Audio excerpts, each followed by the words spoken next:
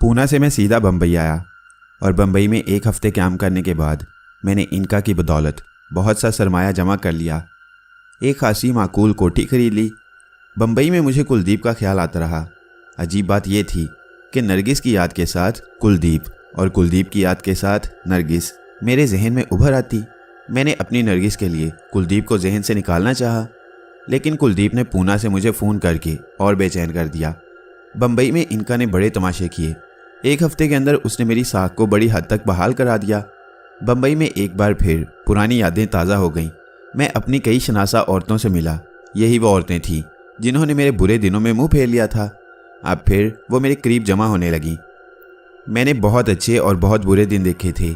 मेरी दुआ है कि कोई अच्छे दिनों के बाद बुरे दिन ना देखे, और बुरे दिन देखे तो फिर उसके अच्छे दिन भी आए। फिर किस्मत ने एक बार फिर मुझे मौका दिया था। मैं पहले से ज़्यादा मोहतात था। मैंने तय कर लिया था कि अब रुपए को किसी एक कारोबार में मरकूज़ नहीं रखूँगा और एतदाल को शेवा बनाऊँगा। हर चंद के एतदाल ही की एक कमी मेरे यहाँ हमेशा रही। अब मेरी मंजिल नरगिस के शहर की तरफ थी। नरगिस के शहर में इस बार मैं बड़े एतमाद के साथ जा रहा था। इस फ़हानी साहिब से इंतकाम लेने के कई मंसूबे मेरे जहन में थे। जब गाड़ी मंजिल मकसूद पर पहुंची तो मैं धड़कते हुए दिल से नीचे उतरा। कुल्ली के ज़रिए अपना असबाब एक टैक्सी में रखवाया और शहर के सबसे बड़े होटल में अपना कमरा मखसूस करा लिया। दियारे नरगिस में आने के बाद मेरी बेचैनी बढ़ गई। एक एक पल भारी हो रहा था। मैं उड़कर नरगिस के पास पहुंचना चाहता था। उसे बताना चाहता था कि जो कुछ खो गया था मिल गया। मैंने बाउजलत मुमकिन नहा धोकर कपड़े तब्दील किए। गर्म कॉफ़ी ने मुझे बड़ी फरहत और ताजगी बख्शी थी। इनका जो सोई हुई थी अब बेदार हो चुकी थी और मेरी बेचैनी महसूस करके मायने खेज अंदाज में मुस्कुरा रही थी। जब मैं जाने के लिए उठा तो इनका संजीदा होकर बोली, जमील मेरी मानो तो अभी नरगिस से ना मिलो। नरगिस से ना मिलो? मैंने हैरत से इनका को देखते हुए कहा, ये तुम क्या कह रही हो इनका? बर्दाश्त की भी एक हद होती है। तुम्हारी बेचैनी अपनी जगह है, लेकिन मेरा मशवरा है कि पहले तुम इस फ़हानी साहिब से निमट लो। वो सरमायादार है और दौलत ने उसे अंधा कर दिया है। कम दर्जे के इंसानों से मिलना वो अपनी तौहीन समझता है। पहले उसे ज़रा ज़माने के नरम व गरम का अंदाज़ा हो जाने दो। समझ रहे हो कि मैं क्या कह रही हूँ? हाँ, मगर ये तो बहुत मुद्दत की बात होगी। मैंने कहा, मैं जो तुम्हारे साथ हूँ 2-1 दिन में तमाशा दिखा दूंगी। इनका का मशवरा माकूल था। इस फ़हानी तरबीनी से कोई कम दर्जे का जलील शख्स नहीं था। अपनी अमारत के सामने वो किसी को खातिर में नहीं लाता था। मैंने अपने दिल पर पत्थर रख लिया और इस फ़हानी का गुरूर तोड़ने का अहद कर लिया। मैंने सोचा, जहाँ नरगिस से इतनी दूरियाँ वहाँ कुछ दिन और सही। इस फ़हानी से अगर उसके ज़वाल के वक्त मिला जाए तो मज़ा आ जाएगा। उसी लम्हे मैंने इनका से इस फ़हानी की कमज़ोरियाँ पूछी। बड़े ठेके उसकी तजारत और औरत उसकी कमज़ोरी थी। मैंने इनका को हुक्म दिया कि वह जल्द अज जल्द इस फ़हानी के कारोबार के मुतालिक तमाम तफसील मुहैया करे। चंद लम्हों में पता चल गया कि इस फ़हानी के पास इस वक्त 4 बड़े बड़े ठेके हैं जो सब के सब रिश्वत देकर हासिल किए गए हैं। बड़े बड़े अफसरों को रुपया और ऐशो इशरत मुहैया करना इस फ़हानी का काम था। मैंने इनका से कहा कि जो काम भी हो जल्द हो, और ये दूसरे दिन की बात है कि इस फ़हानी के 4 ठेके मुस्तरद कर दिए गए। इनका ने ना जाने क्या जादू किया था। रिश्वत सतानी में मुलविस हो गए। इनका ने एक अखबार के रिपोर्टर के सर पर पहुंचकर उसको वह तमाम अहम दस्तावेज़ात दी और रिश्वत की तस्दीक करा दी जो उन ठेकों से मुतल्लिक थी। रिपोर्टर ने स्याह हाशिए के साथ ये खबर पूरे एहतमाम से शाया की। एक दिन में इस फ़हानी साहिब की रसवाई का सामान पैदा हो गया। रिश्वत की बात चूँकि बिल्कुल सही थी, इसलिए महकमा रिश्वत सतानी हरकत में आ गई। शाम के अखबारों ने इस खबर को और उछाला और रात गए तक कई अफसरान ने रिश्वत लेने का तहरीरी इकरार कर लिया। वो ये कैसे ना करते? इनका के लिए कौन सा काम मुश्किल था? 4 बजे सुबह मुझे इनका ने जगा कर बताया कि इस फ़हानी को गिरफ्तार कर लिया गया है। इनका मुझे पल पल की खबर दे रही थी। गुज़िश्ता दिन वो बड़ी सरगर्म रही। दूसरे दिन सुबह के अखबारात इस फ़हानी से मुतल्लिक कुछ और हैरत अंगेज़ खबरें लेकर आए। इस फ़हानी की निजी ज़िंदगी से बहुत से रिपोर्टरों ने पर्दा उठाया था। साबिर अली मजिस्ट्रेट और इस फ़हानी के ताल्लुकात पर नुक्ताचीनी की गई। गर्ज ये कि कौन सा ऐसा पहलू था जो अखबारात के खोजी रिपोर्टरों ने छोड़ दिया था। मुझे खुशी थी कि 1-2 दिन के अंदर अंदर इस फ़हानी की साख बर्बाद हो गई है। बाद में मुझे इतला मिली कि वजारत तिजारत के एक ओहदेदार की बीवी ने इस फ़हानी को ज़मानत पर छुड़वा लिया है। शहर में हर तरफ इस खबर का चर्चा था। शाम को शाया होने वाले अखबारात ने मेरी खुशियों को और बढ़ा दिया। इस्फहानी के पास पहले जो ठेके मौजूद थे वो काम भी रोक लिया गया था। इनका ने मुझे बताया, जमील, तुम्हारे ससुर अब संजीदगी से खुदकुशी पर गौर कर रही हैं। अगर उन्हें किश्वर बेगम ने सहारा ना दिया होता तो शायद अब तक वो खुद को गोली मार चुके होते। ये किश्वर बेगम कौन जातेबंद हैं? मैंने पूछा। ये वजारत तिजारत के एक ओहदेदार शाहजमान की बीवी है। उसी ने तुम्हारे ससुर की ज़मानत ली है।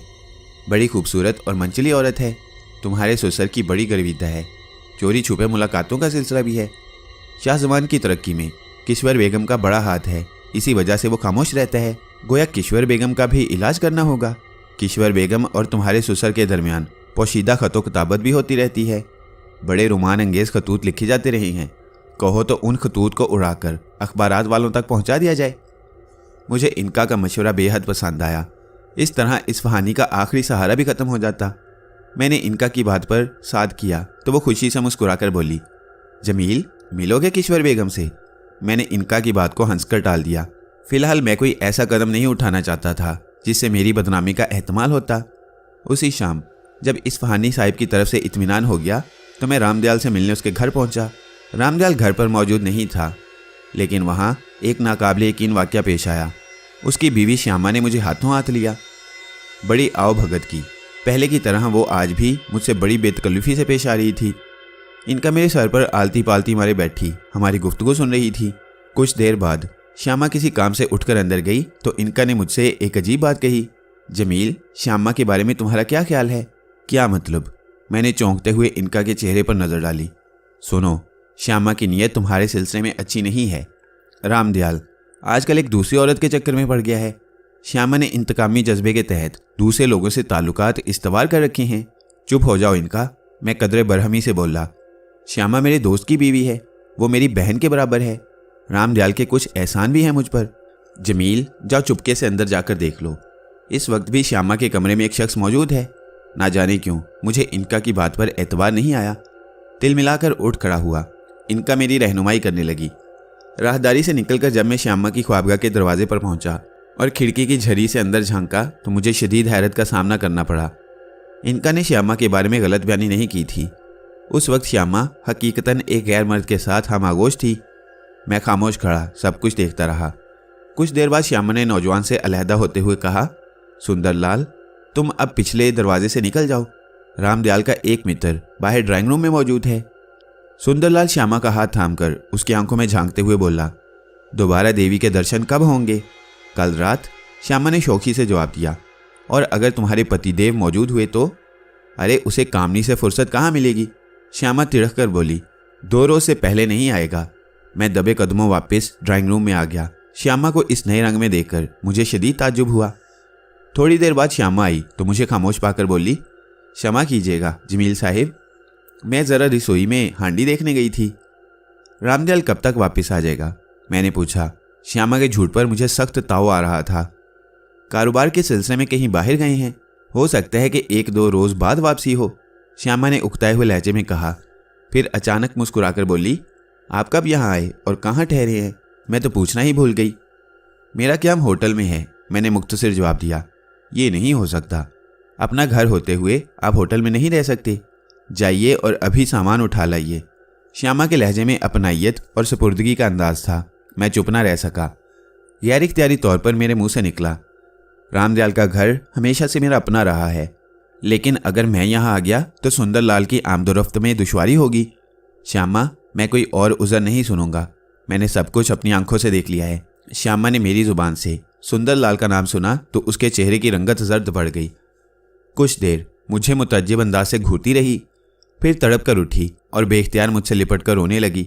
एक खूबसूरत और जवान जिस्म के लम्स ने मेरे एहसासात और जज्बात में इर्ताज सा पैदा किया। मैंने श्यामा को हटाना चाहा तो वो मुझसे और करीब होकर बोली, जमील साहिब, आपने जो कुछ देखा है मैं उससे इनकार नहीं करूँगी, परंतु आप रामदयाल के बारे में कुछ नहीं जानते। उसने आजकल एक औरत से ताल्लुकात पैदा कर लिए हैं। 2-2, 3-3 दिन घर का रुख नहीं करता। मेरे तन बदन में चूंटियाँ सी रेंग रही थी। मेरी कनपटी साएं साएं कर रही थी। मैं खामोश रहा तो श्यामा हाथ बांध कर बोली, जमील साहिब, मैं विनती करती हूँ कि आप रामदयाल से कुछ ना कहें, मेरा घर बर्बाद ना करें। वैसे मुझे विश्वास है कि अब उसे मेरी ज़रूरत नहीं, कामनी उसका मन बहलाने के लिए काफ़ी है। श्यामा की हालत काबिले रहम थी। रामदयाल ने वाकई उसके साथ नाइंसाफ़ी की थी, लेकिन मैं इस अजीब मखमसे में गिरफ्तार था। श्यामा मेरे दोस्त की बीवी थी और खुद सुपुर्दगी की कैफियत में मुब्तला थी। मैं खामोशी से उसका मुंह तकता रहा। श्यामा ने मेरी खामोशी से ना जाने क्या नतीजा अखज़ किया और एक बार फिर दीवानावार मुझसे लिपट गई। मेरी कुव्वत बर्दाश्त जवाब दे रही थी। मेरा गला खुश्क हो रहा था। तनफ़ुस पर मेरा काबू नहीं था। दिल था कि एक क़यामत खेज़ कुर्ब से बेकाबू हुआ जा रहा था। उसी लम्हे इनका ने कैफो मस्ती में डूबी आवाज़ में कहा, सुनो जमील, इस वक्त ये तुम्हें राम करने के लिए सब कुछ करने पर तैयार है। हर कीमत पर तुम्हारे ऊपर अपना शरीर दान करने को तैयार है। मैंने आलम तसव्वुर में इनका की सिमत देखा तो उसकी नशीली आंखों में खुमारो मस्ती के डोरे तैर रहे थे। इनका को इस आलम में देखकर एक लम्हे के लिए मेरा हाथ श्यामा की कमर के गिर्द हल्का बन गया। उसकी खुद सुपुर्दगी में बड़ी कशिश थी। मैं किसी मकनातीसी कुव्वत के तहत उसकी जानिब खींचने लगा, लेकिन दूसरे ही लम्हे मुझे अपने दोस्त रामदयाल का ख्याल आ गया। रामदयाल जो मेरा दोस्त था, मेरी गैरत ने यह गवारा नहीं किया कि मैं अपने दोस्त की बीवी को बुरी नज़र से देखूं। हालांकि उसकी बीवी पहले से आलूदा थी और मुझे यकीन था कि अगर मैंने उसकी पेशकश को रद्द कर दिया तो सुंदरलाल मौजूद है।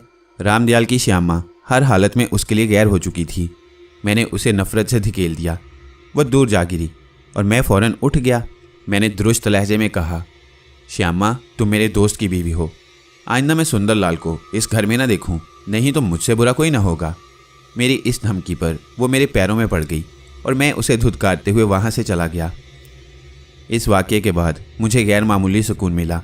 मेरा ज़मीर मुतमईन था। किसी बात से मुझे इतनी खुशी नहीं हुई जितनी इस वाक़ये से हुई थी। मैंने तय कर लिया, जब रामदयाल आएगा तो मैं उससे इस सिलसिले में खुलकर बात करूँगा। दूसरी सुबह मेरे लिए हंगामा खेज साबित हुई। ताज़ा अखबारात की सुर्खियों ने यकीनन पूरे शहर में तहलका मचा दिया होगा। बेशतर अखबारात ने उन खतूत को पहले सफ़े की जीनत बनाया था जो इस्फ़हानी और किश्वर की मकरू साजिशों और घिनौनी तबीयतों को बेनकाब करने के लिए काफ़ी थे। मैंने उन खतूत पर नज़र डालने के बाद दूसरी सुर्खी को देखा तो चौंक उठा। ये खबर मेरे लिए हैरत अंगेज़ थी कि पुलिस ने मुख्तलिफ बैंकों से इस्फ़हानी का असासा दरियाफ्त करने के बाद उन्हें सख्ती से हदायत की थी कि जब तक ऊपर से कोई दूसरा हुक्म न मिले, इस्फ़हानी की तरफ से मौसूल होने वाला कोई चेक या ड्राफ्ट कैश न किया जाए। मैं देर तक उन खबरों पर गौर करता रहा। फिर ज़रूरियात से जल्दी जल्दी फरागत पाकर कपड़े तब्दील किए और नरगिस के मकान की तरफ चल दिया। इनका बेदार हो चुकी थी और मेरे सर पर सुबह की चहलकदमी में मसरूफ़ थी। जैसे जैसे नरगिस का मकान नज़दीक आता जा रहा था, मेरी हालत गैर होती जा रही थी। कुछ देर बाद मेरी मंजिल मकसूद मेरी निगाहों के सामने थी। नरगिस का बंगला मेरे अरमानों का मस्कन था, लेकिन सदर दरवाजे पर पुलिस का पहरा देखकर मेरे बढ़ते हुए कदम रुक गए। क्यों जमील, तुम रुक क्यों गए? घबराओ नहीं जमील, जब तक तुम्हारी कनीज़ तुम्हारे साथ है तुम्हें किसी बात से खौफ नहीं खाना चाहिए। बेधड़क आगे बढ़ो। मैंने कदम आगे बढ़ाए। सदर दरवाजे पर खड़े हुए एक पुलिस अफसर ने मुझसे चंद सवालात किए, फिर मुझे अंदर जाने की इजाज़त मिल गई। इमारत में दाखिल होकर मैं सीधा उस हिस्से की तरफ गया जहां इस्फ़हानी साहिब की मौजूदगी मुतवक्का थी। जिस वक्त मैंने उनके कमरे में कदम रखा, मेरी सास और ससुर दोनों अलहदा-अलहदा सोफ़ों पर बैठे अपने अपने ख्यालात में गुम थे। इस्फ़हानी साहिब के चेहरे से वहशत और परेशानी मुतरशा थी। उसके चेहरे की तमाम शगुफ्तगी और करख्तगी गायब हो चुकी थी। मैं एक लम्हे दरवाजे पर खड़ा दोनों मियाँ बीवी को घूरता रहा। फिर आगे बढ़कर मैंने अपनी सास को सलाम किया तो वो जैसे किसी ख्वाब से चौंक कर अचानक बेदार हो गई। मुझे हैरत से आंखें फाड़ फाड़ कर घूरने लगी। इस्फ़हानी साहिब की हालत मुख्तलिफ थी। मुझे अपने रूबरू देखकर उनकी खशूनत वापस लौट आई। तू क्यों यहाँ आया है? मैंने तुझे मना किया था। फिर कभी अपनी मनहूस सूरत मुझे न दिखाना हरामजादे। तुझे इस इमारत में कदम रखने की जुर्रत कैसी हुई? मैं तुझे गोली मार दूंगा। इनका बर्क रफ्तारी से मेरे सर से उतर गई। इस्फ़हानी साहिब ने अपना जुमला मुकम्मल करते ही पतलून की जेब में हाथ डालकर अपना इशारिया 2.5 का ऑटोमेटिक पिस्तौल निकाल लिया, जिसे गालिबन उन्होंने अपना आखिरी निजात दहिंदा समझकर अपने पास रख छोड़ा था। कमीने, जलील, तू हमारा मजाक उड़ाने की खातिर आया है? मैं तेरा जिस्म छलनी कर डालूंगा। पिस्तौल का रुख मेरी सिमत करके इस्फ़हानी साहिब दोबारा गरजे, मगर कबल इसके कि वो अपने इरादों को अमली जामा पहनाती। मेरी खुश दामन ने लपक कर शौहर के हाथों से पिस्तौल उचक लिया और तेज़ी से बोली, क्या बिल्कुल ही दीवाने हो गए हो? क्यों अपनी बिगड़ी हुई साख और डूबती हुई इज्जत का जनाजा उठवाने के दर पे हो? पहले ही क्या कम परेशानियां हैं जो एक और मुसीबत का इजाफा कर रहे हो। इस्फहानी साहब पेचोताब खाकर रह गए। बेगम से कुछ ना बोले। मेरी जानिब घूरकर सर्द लहजे में कहा, जमील अहमद खान, खैरियत चाहती हो तो चले जाओ मेरे सामने से, वरना ना जाने क्या हो जाएगा। कबल इसके कि मैं कोई जवाब देता, मेरी खुश दामन जल्दी से बोली, जमील मियाँ, जब हमारे तुम्हारे रिश्ते टूट चुके हैं तो क्यों बिला वजह हमें परेशान करने आ जाते हो। खुदा के लिए हमारी परेशानियों में इजाफा ना करो। मैं उन्हीं टूटे रिश्तों को जोड़ने आया हूँ अम्मी हजूर। मैंने अपनी सास को बड़े अदब से मुखातिब करते हुए कहा, नरगिस के साथ जो गुजर चुकी है मुझे उसका इल्म है। मैं अपनी साबका जल्दबाजियों पर नादिम हूँ और चाहता हूँ कि आप नरगिस को दोबारा मेरे अकद में देकर मुझे अपनी गलती की तलाफियों का मौका दें। बेगम, इस्फहानी साहब मेरी बात सुनकर हलक के बल चीखे, इस नंगे खानदान से कहो कि अपनी ज़ुबान बंद कर ले। मेरे सामने अगर इसने दोबारा नरगिस का नाम लिया तो मैं इसकी ज़ुबान गुद्दी से खींच लूँगा। खुदा के लिए चले जाओ जमील, मैं तुम्हारे आगे हाथ जोड़ती हूँ। मेरी खुश दामन ने गिड़गिड़ाते हुए मुझसे कहा, नरगिस को उसकी किस्मत पर छोड़ दो। अब तुम जो चाहते हो वो नामुमकिन है। नरगिस के ज़मन में नामुमकिन का लफ्ज़ सुनकर मेरे दिमाग में आंधियाँ चलने लगीं। मेरा चेहरा गुस्से से तिमतिमा उठा। मैं पलटकर अपनी सास को कोई सख्त जवाब देना चाहता था कि पुश्त से नरगिस की नहीफ आवाज़ सुनकर चौंक पड़ा। जमील, अगर आप मुझे लेने आए हैं तो मैं आपके साथ चलने को तैयार हूँ। मैंने घूमकर नरगिस के चेहरे पर नज़र डाली तो तड़प उठा। कितनी उजाड़ उजाड़ नज़र आ रही थी नरगिस। उसके चेहरे की रंगत जर्द पड़ चुकी थी। आंखों के गिर्द स्याह हल्के पड़े हुए थे। गाल की उभरी हुई हड्डियाँ चीख चीख कर ज़ुबान हाल से उन मुजालिम की दास्तान सुना रही थी जो मुझसे मोहब्बत करने के एवज़ उस पर तोड़े गए थे। वो मुझे बरसों की बीमार नज़र आ रही थी, बड़ी नहीफ और कमज़ोर कमज़ोर सी। मैंने वारफ्तगी शौक़ में आगे बढ़कर नरगिस के हाथ थाम लिए और सिसक कर बोला, नरगिस मेरी रूह, मैं तुम्हें सिद्के दिल से दोबारा अपने अकद में लेने को तैयार हूँ। बेहया बेशरम, अगर तूने इस घर की दहलीज से कदम बाहर निकाला तो मैं तुझे आग कर दूंगा। इस्फहानी साहब तिलमिलाकर चीख उठे। उनकी कहर आलूद नजरें नरगिस के मजलूम चेहरे पर मरकूज थीं। मेरी खुशदामन गुंग सी खड़ी नरगिस को तक रही थी। मुझे इस्फहानी पर ताव आ गया। मैंने सर्द आवाज़ में कहा, इस्फहानी साहब, क्या अभी और रुसवाई के मुंतज़िर हैं आप? खामोश, जवाब में इस्फहानी साहब हलक के बल इतनी ज़ोर से चीखे कि उन पर खांसी का दौरा पड़ गया। मेरी सास परेशान होकर शौहर की जानिब बढ़ी। मैंने सोचा था कि इस्फहानी साहब को जी भर के सुनाऊंगा, लेकिन नरगिस ने मुझे इतना मौका न दिया। मेरा हाथ थाम कर बोली, चलिए जमील, आप जो किस्मत को मंजूर हो। मैं नरगिस को साथ लिए बाहर आ गया। मेरा ख्याल था कि इस्फहानी साहब ज़रूर मेरे रास्ते में हाल होने की कोशिश करेंगे, लेकिन ऐसा कुछ ना हुआ। गालिबन इनका ने उन्हें ठंडा कर दिया था। मैं नरगिस को साथ लिए सदर दरवाजे पर पहुंचा तो पुलिस अफसर ने नरगिस से सरसरी तौर पर 2-1 सवाल किए, फिर उसे मेरे साथ जाने की इजाज़त दे दी। मैंने सड़क पर आकर एक टैक्सी पकड़ी और नरगिस को लेकर होटल में आ गया। नरगिस को दोबारा अपने करीब देखकर मुझे जिस कदर मुसरत हुई उसका इजहार अल्फाज की ज़ुबानी मुमकिन नहीं। मुझे उम्मीद थी कि नरगिस बहुत जल्द अपनी खोई हुई सेहत और मुसरतें वापस पालेगी। मैंने फौरी तौर पर यह फ़ैसला किया था कि नरगिस को अपने हमरा किसी सेहत अफजा पहाड़ी मुकाम पर ले जाऊंगा, जहां नरगिस की बीमारी का खातिर ख्वाह इलाज हो सके। नरगिस की कैफियत भी मुझसे मुख्तलिफ न थी। वो अपने वालिदैन की मौजूदा हालत से परेशान नज़र आती थी, मगर वो इतनी परेशान हो चुकी थी कि अपने माजी और उसकी तल्ख यादों को यकसर फरामोश करके एक नई ज़िंदगी का आगाज़ करने की ख्वाहिशमंद थी। हम बड़ी देर तक एक दूसरे को अपने अपने माजी के तकलीफ़ देह हालात के बारे में बताते रहे। मैंने ख़ास तौर पर नरगिस को बड़ी तफसील से अपने बारे में बताया। जब आखिर में मैंने नरगिस को इनका की वापसी के बारे में बताया तो वो बेहद खुश हुई। फिर मुस्कुराकर बोली, ज़रा इनका से दरियाफ्त कीजिए, कहीं वो दोबारा तो आपका साथ नहीं छोड़ देगी। अब ऐसा नहीं होगा मेरी ज़िंदगी। मैंने नरगिस के हाथ को अपने हाथ में दबाते हुए बड़ी खुद एतमादी से कहा, इनका अब हमेशा हमारे साथ और हमारी खुशियों में बराबर की शरीक रहेगी। खुदा करे ऐसा ही हो। नरगिस ने दिल की गहराइयों से कहा। इनका मेरे सर पर वापस आ चुकी थी और बार बार पहलू बदलकर मेरी और नरगिस की बातें सुन रही थी। ख़ास तौर पर वो नरगिस की बातों को ज़्यादा गौर से सुन रही थी। मैं अभी नरगिस से बातें कर ही रहा था कि दरवाजे पर दस्तक की आवाज़ सुनकर मेरा माथा ठिनका। ना जाने क्यों मेरा दिल धड़कने लगा। मैंने नरगिस को आराम करने को कहा और ख़ुद उठकर दूसरे कमरे में आया। इतनी देर में आने वाले ने दोबारा दरवाजे पर ज़ोरदार 2 हत्थड़ मारे। मुझे दस्तक देने के इस अंदाज पर तैश आने लगा। लपक कर मैंने दरवाज़ा खोला, लेकिन दूसरे ही लम्हे चौंक पड़ा। बाहर पंडित बद्री नारायण मेरा मुंतजिर था। मुझे बद्री नारायण को देखकर यकलख्त उसके साथ किया हुआ वादा याद आ गया। इनका के हसूल के सिलसिले में मैंने उससे वादा किया था कि जब वो चाहेगा बिला किसी हीलो हुज्जत इनका को उसके हवाले कर दूंगा। बद्री नारायण की बड़ी बड़ी और सुरख आंखें मायनी खेज अंदाज में मेरे चेहरे पर जमी हुई थीं। ना जाने क्यों मुझे सीने में अपना दिल डूबता हुआ महसूस हुआ। मैंने आलमे तसव्वुर में अपने सर पर नज़र डाली तो मेरी परेशानी दो चंद हो गई। इनका मुझे उस वक्त कुछ सहमी सहमी सी नजर आई थी। उसकी नज़रें बद्री नारायण के चेहरे पर मरकूज थीं। मेरे दिल की गहराइयों से एक सवाल उभरा, जमील अहमद, अगर पंडित बद्री नारायण ने हस्बे वादा इनका को तुमसे मांगा तो तुम क्या जवाब दोगे? मैं खुद को कोई जवाब न दे सका। उधर बद्री नारायण की मुस्कुराती नज़रें मुझे अपने जिस्म में चुभती महसूस हो रही थीं। इनका के सिलसिले में मैंने बद्री नारायण से वादा किया था कि वो जब चाहेगा मैं किसी हीलो हुज्जत के बगैर इनका को उसके हवाले कर दूंगा। और अब जबकि मैं इनका के हसूल में कामयाब हो गया था और उसके साथ कुछ बेहतरीन वक्त गुजार चुका था, तो इस वक्त बद्री नारायण को अचानक अपने दरवाजे पर खड़ा देखकर मैं चौंक पड़ा। इनका मुझे तवक्को के खिलाफ कुछ सहमी सहमी नज़र आ रही थी। मुझे इनका की ये हालत देखकर बड़ी हैरत हुई। उधर बद्री नारायण की मुस्कुराती नज़रें मुझे अपने जिस्म में चुभती महसूस हो रही थीं। चंद सानिये हम एक दूसरे का मुंह तकते रहे।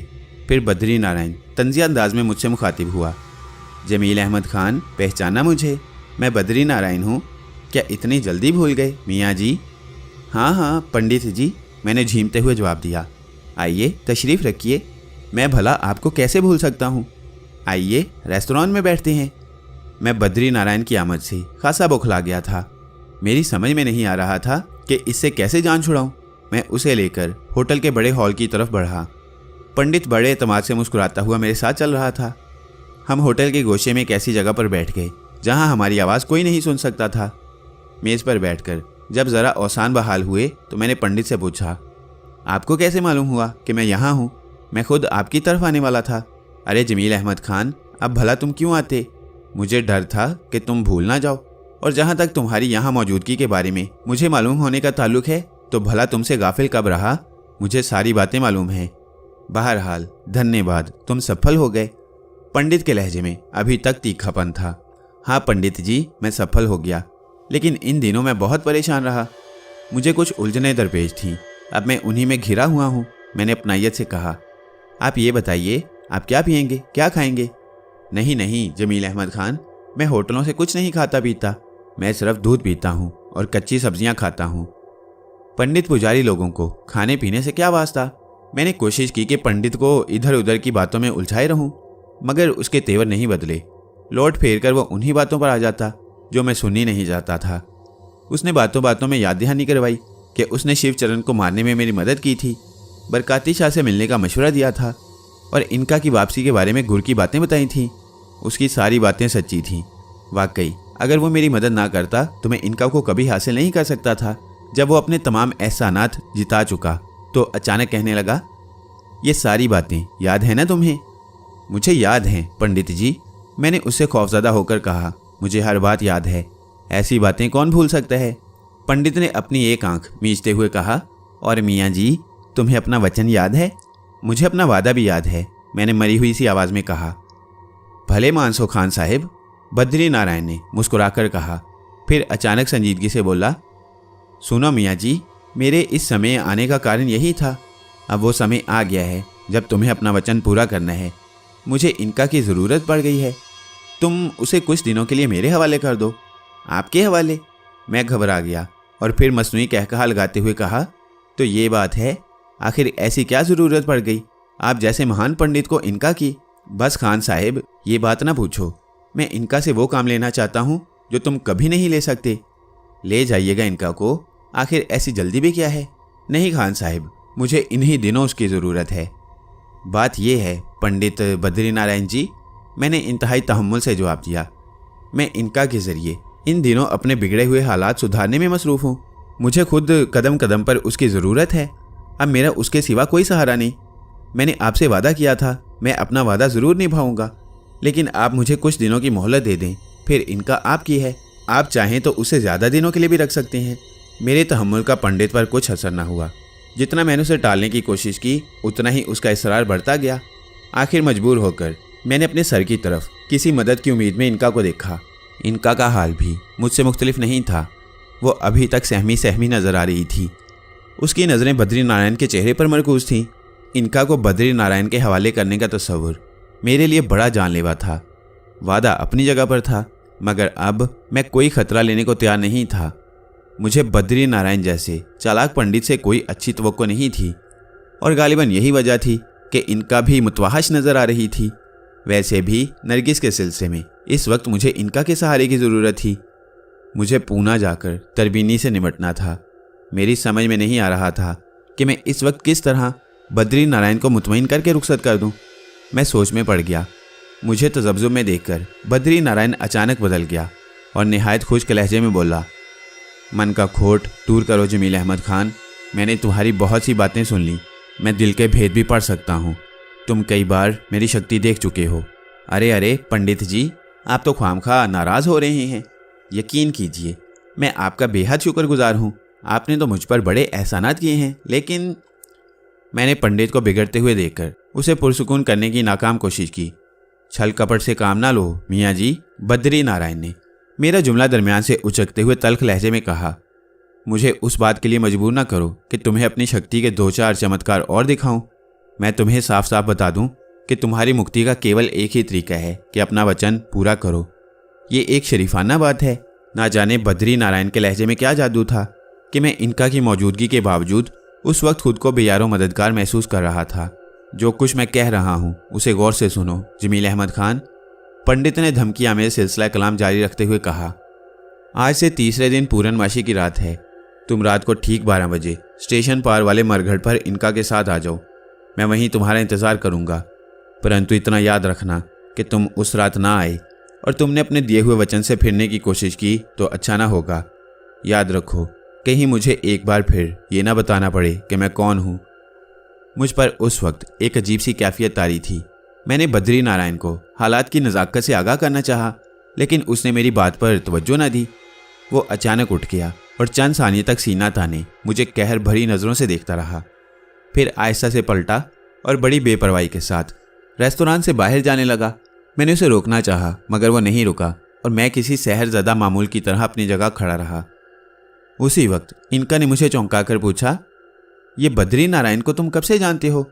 इनका के चौंकाने पर मैंने एक ठंडी सांस ली। फिर बद्री नारायण के बारे में उसे तफसील से बताने लगा। इनका बहुत गौर से मेरी बातें सुनती रही। जब मैं खामोश हुआ तो उसने धीमे लहजे में कहा, जमील, तुम इस पंडित के बारे में कुछ नहीं जानते। ये कोई मामूली शख्स नहीं है। इसने एक उम्र तपस्या में गुजारी है, लेकिन इसकी ज़्यादा शक्ति की हवस कम नहीं होती, बल्कि वक्त के साथ साथ बढ़ती ही जाती है। इसने एक बार मुझे हासिल करने के लिए देवताओं से विनती की थी, लेकिन वो इसमें कामयाब ना हो सका। वो बहुत दिनों से मेरे पीछे लगा हुआ है। जिस वक्त उसे ये मालूम हुआ कि शिवचरण मंडल में बैठ गया है और तुम उसे मारने के लिए आ रहे हो, उसी समय से ये तुम्हारे पीछे लगा हुआ है। इसने फरेब से वादा ले लिया कि तुम आर्जी तौर पर मुझे उसके हवाले कर दोगे। इसके दिल में कीना है। ये हर उस शख्स का दुश्मन है जिसके पास मैं हूँ। इसने तुम्हारे साथ मकरो फरेब से काम लिया है। बरकाती शाह ने जो अमल तुम्हें बताया था वही मेरी वापसी के लिए बहुत था। इस पंडित ने तुम्हारी परेशानी से फ़ायदा उठाकर वक्तन फ़वक्तन मुझे हासिल करने का वादा ले लिया, और अब तुम इसके जाल में फंस चुके हो। फिर अब क्या होगा? मैंने इनका से पूछा तो वो बोली, मुझे सोचने दो जमील। पंडित बद्री नारायण जहाँ एक चालाक और कीना परवर शख्स है, वहीं उसके पास ताकत भी है। उसके पास बेशुमार गैर मरई कुव्वतें हैं। उसे एक काली माई की आशीर्वाद भी हासिल है। सिफली इल्म में भी वो अपना सानी नहीं रखता। ये बहुत ज़हीन पंडित है, आम पंडित पुजारियों से मुख्तलिफ। मुझे सोचना पड़ेगा कि तुम्हें उसके चुंगल से कैसे निजात मिल सकती है। इनका, मैंने डूबते हुए दिल से कहा, क्या तुम्हारी लामहदूद कुव्वतें भी उसका कुछ नहीं बिगाड़ सकती? क्या वाकई तुम भी उससे खाइफ हो? मेरी बात दूसरी है जमील। मैं अपने आका के सिवा किसी की ताबे नहीं। मुझे देवता ही परेशान कर सकते हैं, लेकिन जमील, जिस तरह इंसानों में दर्जाबंदियाँ होती हैं, उसी तरह पुरस्कार शक्तियों में भी दर्जे होते हैं। पुरस्कार शक्तियाँ भी कुछ असूलों की पाबंद होती हैं और उस वक्त तक एक दूसरे से टकराने से गुरेज करती हैं जब पानी सर से ऊंचा ना हो जाए। मैं इनका से बातें करता हुआ अपने कमरे में आया तो वहाँ नरगिस टहल रही थी। आते ही उसने मुझसे दरियाफ्त किया, कहाँ गए थे और ये शख्स कौन था जो इतनी बेहूदगी से दरवाज़ा पीट रहा था।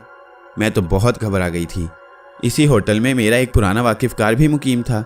मैं रेस्तरां में उसे चाय पिलाने ले गया था। मैंने नरगिस को मुतमईन करने के लिए मौजू बदल दिया और उसकी सेहत के मुतल्लिक गुफ्तगू करता रहा। इनका इस दौरान बराबर किसी सोच में डूबी रही। खुद मेरा जहन भी बद्री नारायण की पुरस्कार शख्सियत में उलझा हुआ था। चुनाचे जब नरगिस हो गई तो मैं आहिस्ता से उठकर बराबर वाले कमरे में आ गया। मैंने अपनी टांगें मेज़ पर टिका दी और इनका की तरफ मायूसी के आलम में देखा। वह बहुत फिक्रमंद नजर आती थी। हम दोनों देर तक एक दूसरे को देखते रहे। फिर मैंने उसे मुखातिब करके कहा, इनका, क्या तुम्हें इस बात का इल्म है कि बद्री नारायण ने मुझसे तुम्हारे सिलसिले में क्यों वादा लिया था? अभी मुझे कुछ नहीं मालूम, लेकिन मैं इतना ज़रूर बता सकती हूँ कि वह मुझसे कोई बहुत अहम काम लेगा, कोई ऐसा काम जो उसकी कुव्वत से बाहर हो। क्या ये मुमकिन नहीं कि मैं उस मनहूस को जान से मारकर हमेशा के लिए उससे छुटकारा हासिल कर लूँ? मैंने डरते डरते दिल की बात कही तो इनका तेज़ी से बोली, ये ख्याल जहन से निकाल दो मेरे प्यारे जमील, तुम तन्हा उस पंडित का बाल भी बीका नहीं कर सकते। फिर तुमने क्या सोचा है? मैंने बेबसी से पूछा। जल्दी ना करो जमील, इनका ने स्पार्ट आवाज़ में जवाब दिया, तुम आराम करो। जब तक मैं तुम्हारे सर पर हूँ तुम्हें घबराने की कोई ज़रूरत नहीं। अलबत्ता मुझे तो एक बात परेशान किए देती है कि बद्री नारायण तुम्हारी तरफ से मायूस होकर कोई ऐसी हरकत ना कर बैठे जो तुम्हारे लिए तशवीश का बाइस हो। इनका, मैंने भर्राई हुई आवाज़ में कहा, तुम्हारा इशारा नरगिस की तरफ तो नहीं है? उस अय्यार पंडित से कुछ बैद नहीं जमील, वो किसी वक्त कुछ भी कर सकता है। इनका ने कहा। फिर मुझे तसल्ली देते हुए बोली, इतनी जल्दी मायूस मत हो, ऐसा भी नहीं, मैं तुम्हारे साथ हूँ। 3 रोज़ की मोहलत बाकी है। मुझे यकीन है कि इस अरसे में मैं ये मालूम कर लूँगी कि बद्री नारायण क्या चाहता है। वैसे नरगिस का ख्याल मुझे भी तुमसे कुछ कम नहीं है। वो तुम्हें अजीज़ है, इसलिए मुझे भी अजीज़ है। अब तुम नरगिस के पास जाओ। हो सकता है मैं आज ही रात बद्री नारायण के बारे में सब कुछ मालूम कर लूँ। इनका, तुम जानती हो मैं सारी दुनिया के लिए बुरा हो सकता हूँ, यूँ भी मैं कोई अच्छा आदमी नहीं हूँ, लेकिन नरगिस के सिलसिले में मेरे दिल में हमेशा सच्चे जज्बे बेदार हुए हैं। मैं उससे अपने आप से ज़्यादा मोहब्बत करता हूँ। मैंने बड़ी ठोकरें खाने के बाद नरगिस को हासिल किया है। चाहे मेरी जान ही क्यों ना चली जाए, मगर मेरी नरगिस को कुछ ना हो, मैं उसकी खातिर अपनी ज़िंदगी की भीड़ देने से भी दरेग नहीं करूँगा। तुम्हें हर सूरत में नरगिस का ख्याल मुझसे ज़्यादा रखना होगा। ये तुम मुझसे क्यों कह रही हो? इस बार इनका ने सर को खम देते हुए कहा, तुम्हारा इशारा बहुत है जमील। अच्छा, अब तुम जाओ और आराम से सो जाओ। मैं वादा करती हूँ कि नरगिस हर तरह महफूज रहेगी। इनका ने नरगिस के सिलसिले में इत्मीनान दिलाया तो मुझे किसी कदर सुकून आ गया। मैंने इनका को ज़्यादा नहीं कुरीता और चुपचाप बत्ती बुझाकर लेट गया। वो रात बहुत बुरी गुजरी। मैं बार बार सोते से चौंक पड़ता। बड़ा गंदा ख्यालात रात भर मुझे परेशान करते रहे। जब भी मेरी आंख खुलती मैं इनका को गौर फिक्र में डूबा हुआ पाता। 1-2 बार मैंने उठकर नरगिस के कमरे में भी झांका, लेकिन वो बड़े इत्मीनान से सो रही थी। सुबह मेरी आंख खुली तो सबसे पहले मैंने इनका पर नज़र डाली। वो उस वक्त मेरे सर पर टहल रही थी। उसकी आंखें बता रही थीं कि वो रात भर जागती रही है, लेकिन उसके चेहरे पर मुझे उलझन की बजाय गहरी सुर्खी नज़र आ रही थी, जो यकीनन किसी जज्बाती शिद्दत का रद्दअमल थी। मैंने धड़कते हुए दिल से उसे मुखातिब किया, कहो, क्या रात भर जागती रही हो? हाँ, सारी रात। इनका ने मुस्कुराती नज़रों से देखते हुए कहा। फिर संजीदा होकर बोली, जमील, मैंने सारी रात बद्री नारायण के बारे में मालूमात हासिल करने में बिता दी। अब मैंने ये मालूम कर लिया है कि पंडित बद्री नारायण क्या चाहता है। वो आखिर क्या चाहता है? मैंने तेज़ी से सवाल किया। मेरी तमाम तर तवज्जो इनका पर मरकूज़ थी और दिल बुरी तरह धड़क रहा था। उसके इरादे कुछ ठीक नहीं। वो मेरे ज़रिए कुछ नादीदा कुव्वतों का राज जानकर उन्हें अपने कब्ज़े में करना चाहता है। अगर तुमने मुझे उसके सर पर चले जाने का हुक्म दे दिया तो मैं उसकी ख्वाहिश पूरी करने पर मजबूर हो जाऊंगी और वह मज़ीद ताकतवर हो जाएगा। फिर मुमकिन है वो तुम्हें कुछ और परेशान करे। ये नामुमकिन है इनका। जब तक नरगिस सेहतयाब नहीं हो जाती और तरबीनी से मैं निमट नहीं लेता, मैं तुम्हें एक लम्हे के लिए भी दूर नहीं करूँगा। मैंने फैसलाकुन लहजे में कहा। और तुम खुद भी कह रही हो कि उसके इरादे ठीक नहीं। हाँ, बेहतरी इसी में है कि तुम मुझे बद्री नारायण के हवाले ना करो। इस तरह वो और शेर हो जाएगा। मैं नहीं चाहती कि मैं किसी ऐसे शख्स के हुक्म पर चलने के लिए मजबूर हो जाऊं जो बाद में खुद मेरे लिए वबाले जां बन जाए। मैं उसके सर पर जाना नहीं चाहती जमील। तुम्हें जाने कौन दे रहा है, मैं तो उस कमीने से पहले ही खार खाए हुए हूँ, मगर फिर उस शरीर पंडित से कैसे निपटा जाए, मैंने झुंझलाते हुए कहा। हाँ, यही बात तो मुझे भी परेशान कर रही है। कोई मामूली आदमी होता तो मेरे लिए वो चंद लम्हों का था, मगर ये तो पंडित बद्री नारायण है। फिर तुमने क्या सोचा है? मुझे तो ऐसा नज़र आ रहा है कि उसके कहने के मुताबिक पूर्णमासी की रात मरघट पर जाना ही पड़ेगा, और कोई सूरत तो नज़र नहीं आती, मैंने उदासी से कहा। हाँ जमील, इनका ने कुछ सोचते हुए कहा, मेरा भी यही मशवरा है कि तुम वहाँ ज़रूर जाओ। क्या मतलब, ये तुम क्या कह रही हो? यानी मुझे मरघट जाना होगा और फिर तुम्हें गोया उसके हवाले करना पड़ेगा, तश्तरी में रखकर। इनका हाजिर है पंडित जी, ये आपके हुक्म की ताबे रहेगी, आप इसके साथ जो जी चाहें करें। तुम वहाँ जाना और उससे कहना कि जो कुछ वो चाहता है वो तुम्हारे ज़रिए मुझसे कहे। मुझे यकीन है कि वो ये शर्त मानने पर कभी आमादा ना होगा, इनका ने संजीदगी से कहा। इस तरह तो टकराव की सूरत पैदा हो जाएगी, मैंने पुरख्याल लहजे में जवाब दिया, और मैं चाहती भी यही हूँ कि वो मनहूस पंडित तुमसे टकरा जाए। जानते हो जमील, इस सूरत हाल के बाद क्या होगा? मुझ पर से वो पाबंदी ख़त्म हो जाएगी जिसके तहत मैं दूसरी पुरस्कार कुव्वतों से जंग करने से गुरेजा हूँ। मैं जाहिर है बेवजह बद्री नारायण से नहीं टकरा सकती। देवता इस बात से नाराज़ हो जाएंगे। मैं टकराव का कोई जवाब पैदा करना चाहती हूँ। तुम ये बातें नहीं समझोगे, पर मेरी बात मान जाओ। मैं देर तक पसोपेश करता रहा और इनका मुझे बद्री नारायण से होने वाली मुलाकात के बारे में समझाती रही। चारों नाचार मैंने उसकी तमाम हदायतें जहन नशीन कर लीं। फिर मौजू बदल कर कहा, नरगिस की सेहत के बारे में मुझे सख्त तशवीश है। देखो ना, वो किस कदर लागिर नज़र आती है। मैं इसे तंदुरुस्त तवाना देखना चाहता हूँ। तुमने नरगिस की बीमारी के लिए भी कुछ सोचा? 3 रोज़ की बात और है जमील, इसके बाद नरगिस को किसी अच्छे पहाड़ी मुकाम पर ले चलेंगे जहाँ इसका इलाज बेहतर और मुनासिब तौर पर हो सकेगा, और तुम भी कुछ दिन सुकून के साथ गुजारोगे। मैंने इसका इंतज़ाम कर लिया है। तुम देखोगे कि नरगिस खोई हुई तंदुरुस्ती दोबारा हासिल कर लेगी। उस पहाड़ी मुकाम पर तुम्हारी दिलचस्पी की और भी बहुत सी चीज़ें होंगी, इनका ने मायने खेज अंदाज में कहा। उसके मशवरे पर मुझे मजबूरन 3 रोज़ नरगिस के शहर में रुकना पड़ा। हरचंद के मैं नरगिस की बीमारी के पेश नज़र एक दिन भी उसे इस शहर में नहीं रखना चाहता था, क्योंकि इस शहर से नरगिस की तल्ख यादें वाबस्ता थीं। लेकिन इनका के मशवरे पर मुझे मजबूर हो जाना पड़ा। बद्री नारायण का परेशान कुन मसला भी हल करना ज़रूरी था। नरगिस ने मुतअद्दिद बार मुझसे शहर छोड़ने के लिए कहा, लेकिन मैं उसे उल्टे सीधे बहाने करके टालता रहा। मैंने उसे बद्री नारायण के बारे में कोई बात बतानी मुनासिब ना समझी। उधर मेरी उलझनें थीं कि बढ़ती ही जा रही थीं।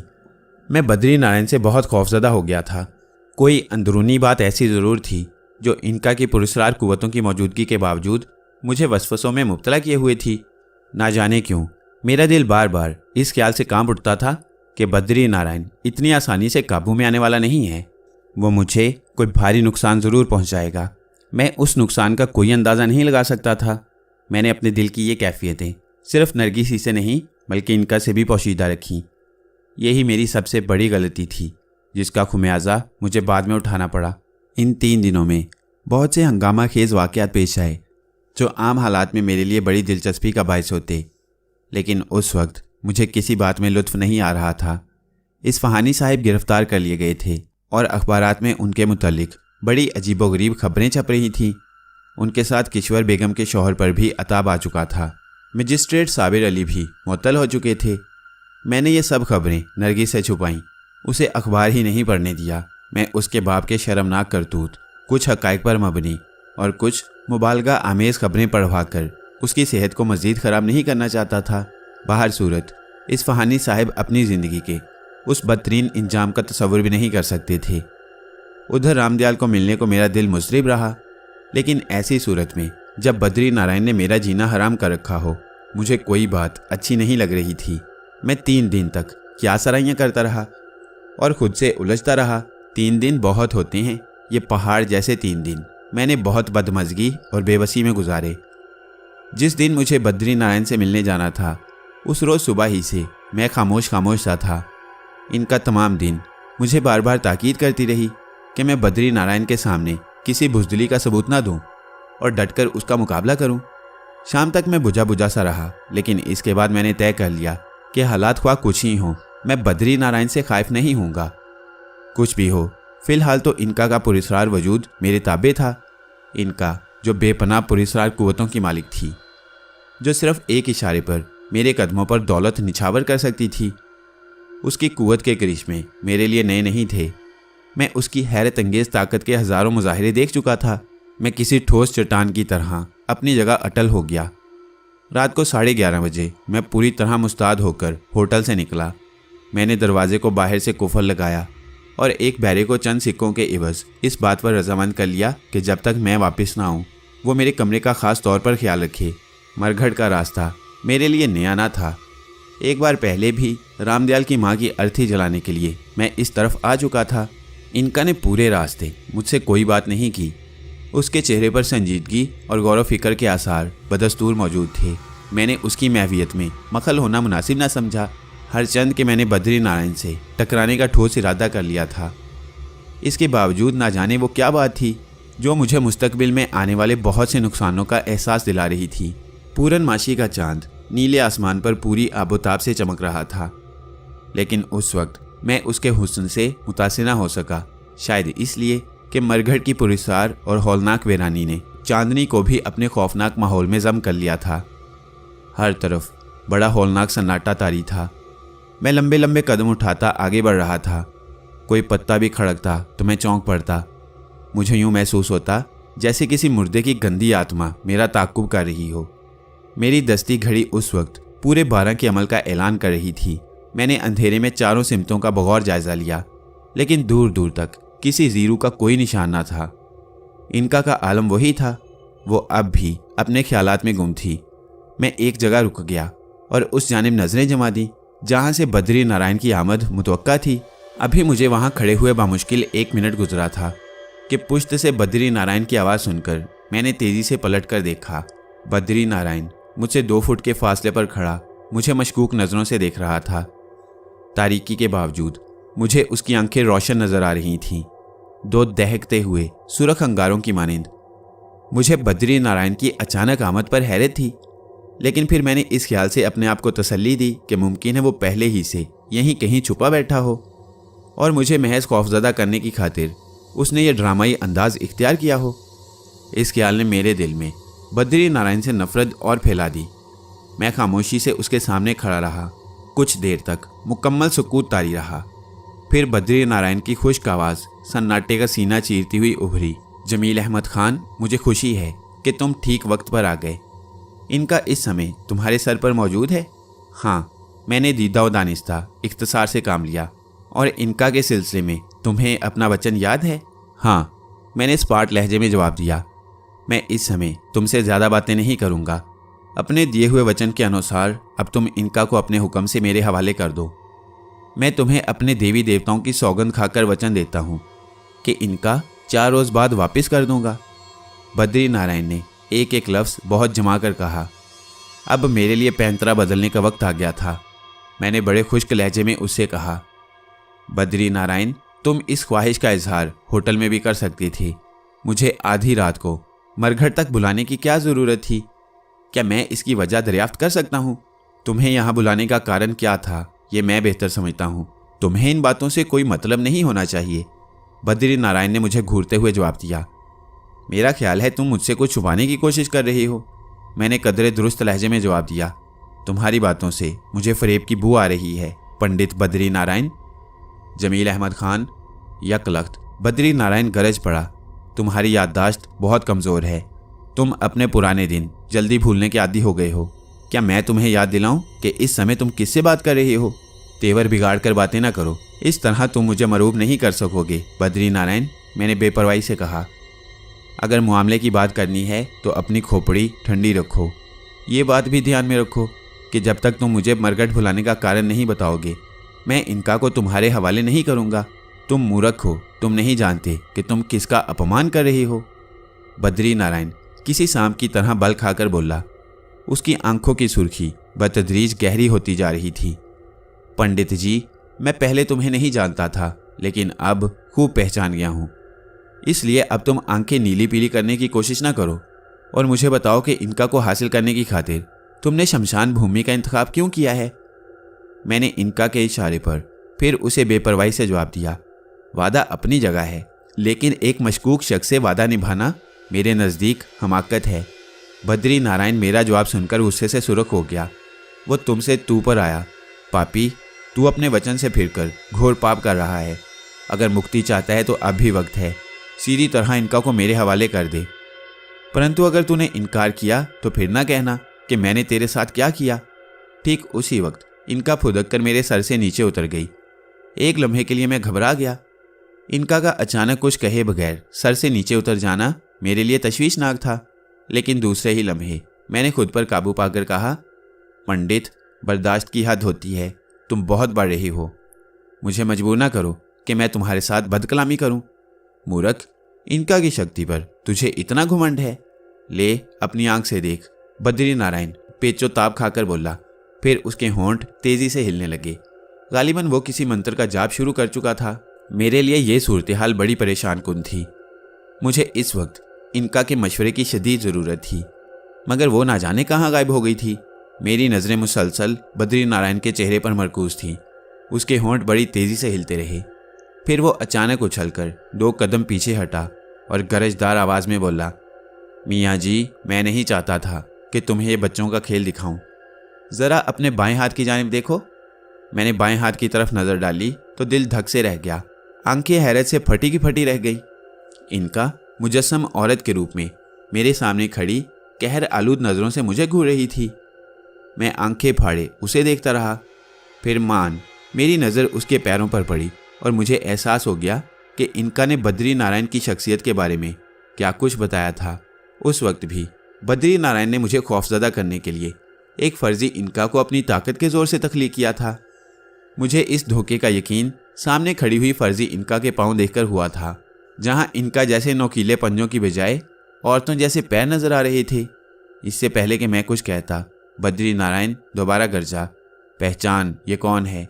अगर नहीं पहचानता, अब मैं तुझे इनका का वो रूप दिखाता हूँ जो तूने हमेशा देखा है। बद्री नारायण के जुमले के इख्तिताम के साथ ही मेरी निगाहों ने जो मंजर देखा उसे मैं आज भी याद करता हूँ तो दहशत के मारे रोंगटे खड़े हो जाते हैं।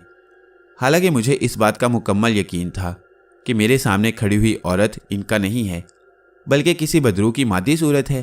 फिर भी वह मंजर मेरे लिए नाकाबिल यकीन था। इनका का जिस्म बतदरीज छोटा हो रहा था। एज़ा भी उसी मुनासबत से छोटे होते जा रहे थे। कुछ देर बाद उसका कद मुश्किल से 6 इंच हो गया, बिल्कुल वैसा ही जैसा इनका का था। अभी मैं ये खौफनाक मंजर सहमी सहमी नज़रों से देख ही रहा था कि बद्री नारायण ने मुझे मुखातिब करके करख्त आवाज़ में कहा, मियाँ जी, क्या अब भी तुम वचन पूरा करने से इनकार करोगे? बद्री नारायण, मैंने इनका की गैर मौजूदगी में मोहतात रहना मुनासिब समझा। मैं तुम्हारी शक्ति के बहुत से चमत्कार पहले भी देख चुका हूँ। शिव चरण के सिलसिले में तुमने मेरी मदद की थी। बरकाती शाह का रास्ता भी तुम ही ने मुझे दिखाया था। लेकिन ज़्यादा बातें ना बना, मैं केवल एक शब्द तेरी ज़ुबान से सुनना चाहता हूँ। बद्री नारायण ने मेरा जुमला काटते हुए गरजदार आवाज़ में कहा, इनका को मेरे हवाले करने के सिलसिले में तेरा क्या जवाब है, हाँ या ना? मेरे लिए वो लम्हात बड़े सबर आजमा थे। मेरी समझ में नहीं आ रहा था कि इस मूजी पंडित को क्या जवाब दूं। इनका ने मेरे सर से उतरकर मेरे हौसले पस्त कर दिए थे। अब मेरी हिम्मत जवाब दे गई थी।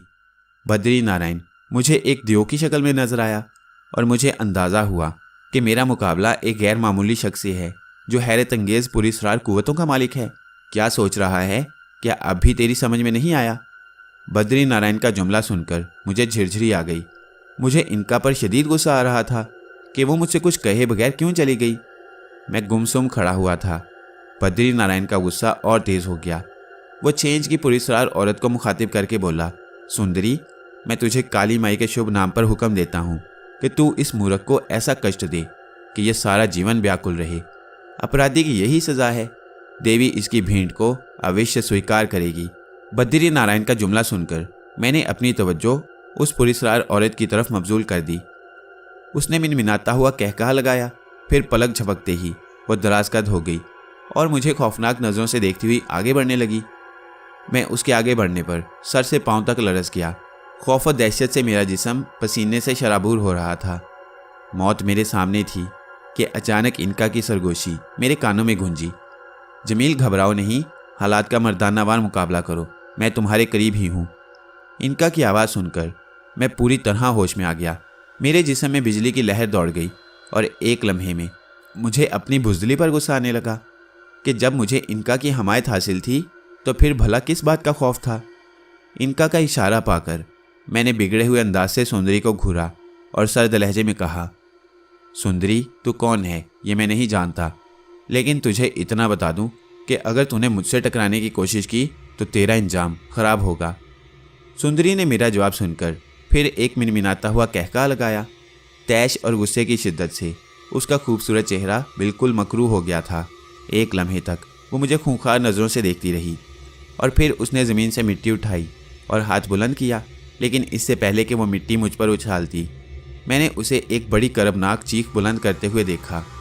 दूसरे ही लम्हे उसके बदन से आग के शोले बुलंद हुए और मिनटों में जलाकर खाकस्तर कर गए। मैंने घूमकर बद्री नारायण को देखा जिसके चेहरे पर गौर फिक्र के असरात थे। वो इसी तरफ देख रहा था जहां इनका ने सुंदरी का करिया कर्म कर दिया था। मैंने मौका से फ़ायदा उठाते हुए बद्री नारायण को मुखातिब किया, क्यों पंडित जी, देख लिया तुमने अपनी सुंदरी का इंजाम? कोई और खेल दिखाओ ताकि जवाब में मुझे भी खेल दिखाने का मौका मिले। बद्री नारायण ने जहरीली नज़रों से मुझे सर से पांव तक देखा, फिर दोबारा नज़र घुमाकर किसी नादीदा कुव्वत को मुखातिब करके बोला, तूने अच्छा नहीं किया। सुंदरी की मौत मुझे हमेशा याद रहेगी। तूने काली माई की दासी को कष्ट दिया है। देवी देवताओं की शक्ति से टकरा के तूने अच्छा नहीं किया। शिव शंकर महाराज का शराब तुझे कभी क्षमा नहीं करेगा।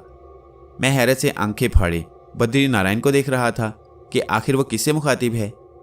इतना अंदाज़ा मैंने ज़रूर कर लिया था कि बद्री नारायण के कसबल ढीले पड़ चुके हैं।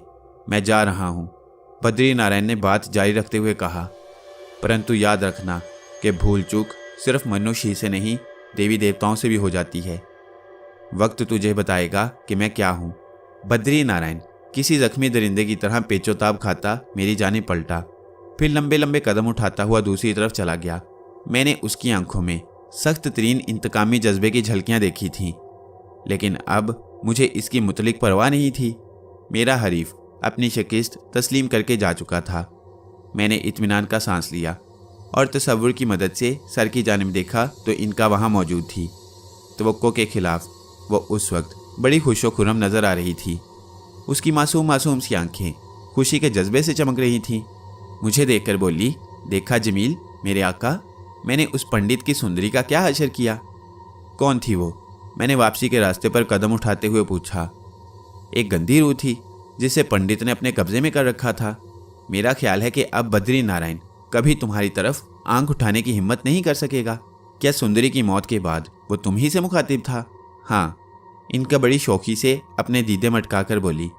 नाकामी ने उसके औसान खता कर दिए थे। वो मुझे ज़र खरीद लौंडी की तरह अपने पास रखना चाहता था, कोई जाप किए बगैर, कोई तपस्या किए बगैर। उसे ये मालूम नहीं था कि मेरा हसूल सिर्फ उसी सूरत में मुमकिन है कि मैं खुद किसी के सर पर चली जाऊं या मेरे लिए कोई जाप करे। वो तो बड़ी आसानी से मुझे हासिल करना चाहता था। बेवकूफ़ कहीं का। इनका, मैंने कुछ सोचते हुए संजीदगी से कहा, ये तो सही है, मगर मैंने बद्री नारायण की आंखों में एक इंतकामी जज्बे की तड़प देखी थी। मुझे डर है कि वो हमसे अपना बदला ज़रूर लेगा। तुमने खुद कहा था कि वो कोई मामूली पंडित पुजारी नहीं है। अब वो ऐसा करने की हिमाकत ज़रा मुश्किल ही से करेगा। इनका ने अपनी रवायती बेनियाजी से कहा। जब तक उसने सुंदरी के ज़रिए तुम पर हमला नहीं कर दिया मैं खामोश थी, लेकिन इसके बाद जो कुछ हुआ तुम देख ही चुके हो। अगर बद्री नारायण पहले ही खामोशी से चला जाता तो ठीक था, मगर उसने मुझे धमकियां दी। मेरा ख्याल है आइंदा वो मोहतात रहेगा, क्योंकि जब भी वो तुम्हें छेड़ने का ख्याल दिल में लाएगा उसे मालूम होगा कि उसका हशर भी सुंदरी जैसा हो सकता है। कोई 1 बजे का अमल होगा। चांद अपनी पूरी रानाई से चमक रहा था। हर तरफ चांदनी बिखरी हुई थी। मुझे वापसी का रास्ता कुछ तकलीफ़ देना लगा। मरघट से दूर निकल गया और मैंने स्टेशन पार कर लिया तो इनका ने अपनी शीनी बयानी का जादू जगाया। वो उस वक्त कुछ ज़्यादा ही शौक़ लग रही थी। वो बड़े अंदाज से मेरे सर पर बैठी हुई थी, जैसे वो मेरा सर ना हो, किसी स्विमिंग पूल के किनारे रखी हुई लंबी कुर्सी हो जिस पर हसीनाएं गुस्ल करने से पहले और गुस्ल करने के बाद आराम करती हैं। रास्ते भर वो मुझसे बद्री नारायण की गुफ्तगू करती रही, मटक मटक कर उसके लहजे की नकल उतारती रही। वो उस वक्त बड़ी तरंग में थी। कुछ देर पहले मेरे जहन पर खौफ का जो गलबा था वो अब दूर हो चुका था। लेकिन मैं सोच रहा था कि मेरी ज़िंदगी भी क्या है, नशेबो फराज से पुर है। ज़िंदगी में जितने हौलनाक और इबरतनाक वाक़यात से मैं दो चार हुआ हूँ, बहुत कम लोग हुए होंगे। उसी वक्त मेरे जहन में आया कि अगर मेरी सरगुज़िश्त लिखी जाए तो वो दुनिया की चंद दिलचस्प और हैरत अंगेज़ सरगुज़िश्तों में से एक होगी। कौन यकीन करेगा कि मेरे सर पर एक नन्ही मुन्नी सी खूबसूरत दोशीज़ा क़याम करती थी। उसका नाम इनका था, इनका, जो रफ्ता रफ्ता मेरी ज़रूरत बन गई थी। मैं इनका के ख्यालों में गुम था कि वो बड़ी शौक़ी से मुखातिब हुई। जमील, कहो दिल का क्या हाल है? दिल बहुत ठीक है, अपनी जगह मौजूद है। धड़क तो नहीं रहा? नहीं, आप बिल्कुल पुरसुकून है, बिल्कुल पुरसुकून। हाँ, मगर ये तुम क्यों पूछ रही हो? कुछ नहीं, कुलदीप के बारे में सोच रही थी। कुलदीप? वो इस वक्त तुम्हें कैसे याद आई? आप ज़रा अपने दिल पर हाथ रख कर देखो। रख लिया? कुछ भी नहीं हो रहा। झूठ, कैसा तेज़ धड़कने लगा है। अरे इनका, तुम तो बहुत शरीर हो। कुलदीप का जिक्र तुमने खूब छेड़ा। इनका की ज़ुबान से उस वक्त कुलदीप का नाम सुनकर मुझे वो सहर अंगेज़ साहतें याद आ गईं जो मैंने कुलदीप के साथ गुजारी थी। मेरा दिल लतीफ़ एहसासात से धड़कने लगा, जैसे कुलदीप वहाँ पहले से छुपी बैठी हो और अपना नाम सुनकर किसमिसाने लगी हो। मैंने एक सर्द आह भरकर कहा, इनका, कुलदीप तो एक लहर थी जो साहिल से आकर टकराई और पलट गई। अब उसे भूल जाओ इनका। ये तुम कह रहे हो जमील और मुझसे? इनका ने मायने खेज अंदाज में मुस्कुराते हुए कहा, क्या कुलदीप का नाम सुनकर तुमने अपने पहलू में मीठा मीठा दर्द महसूस नहीं किया? नरगिस की मौजूदगी में किसी और के बारे में सोचने की क्या ज़रूरत है? मैंने आहिस्ता से कहा, कुछ भी हो, नरगिस की बात अलग है, लेकिन मुझे मालूम है कि कुलदीप भी अब तुमसे दिल की गहराइयों से प्रेम करने लगी है। मैं उसके बारे में मालूम कर चुकी हूँ। वो तुमसे बेहद करीब हो गई है। वो तुम्हें ढूंढती फिर रही है। ना जाने तुमने क्या जादू कर दिया है। यकीन करो, अब वो तुम्हारे एक इशारे पर अपने माजी के सारे रिश्ते तोड़ सकती है। क्या बात है, तुम कुलदीप की बड़ी हिमायत कर रही हो। कहीं उस पर तुम्हारा अपना दिल तो नहीं आ गया? मेरा ख्याल है तुमने उसका सुर्ख सफ़ेद रंग पसंद करके अपने लिए मुंतखब कर लिया है। ये कभी नहीं हो सकता जमील, इनका इठलाकर बोली। जिस लड़की के दिल में मेरे महबूब, मेरे आका, मेरे प्यारे जमील की मोहब्बत रच बस गई हो, मैं उसका खून पीने का ख्याल भी दिल में नहीं ला सकती। खूब, बाज़-औक़ात तो तुम इतनी मोहब्बत की ऐसी दिलनशीं बातें करती हो कि तुम्हें प्यार करने और बाहों के शिकंजे में जकड़कर मसल देने को जी चाहता है।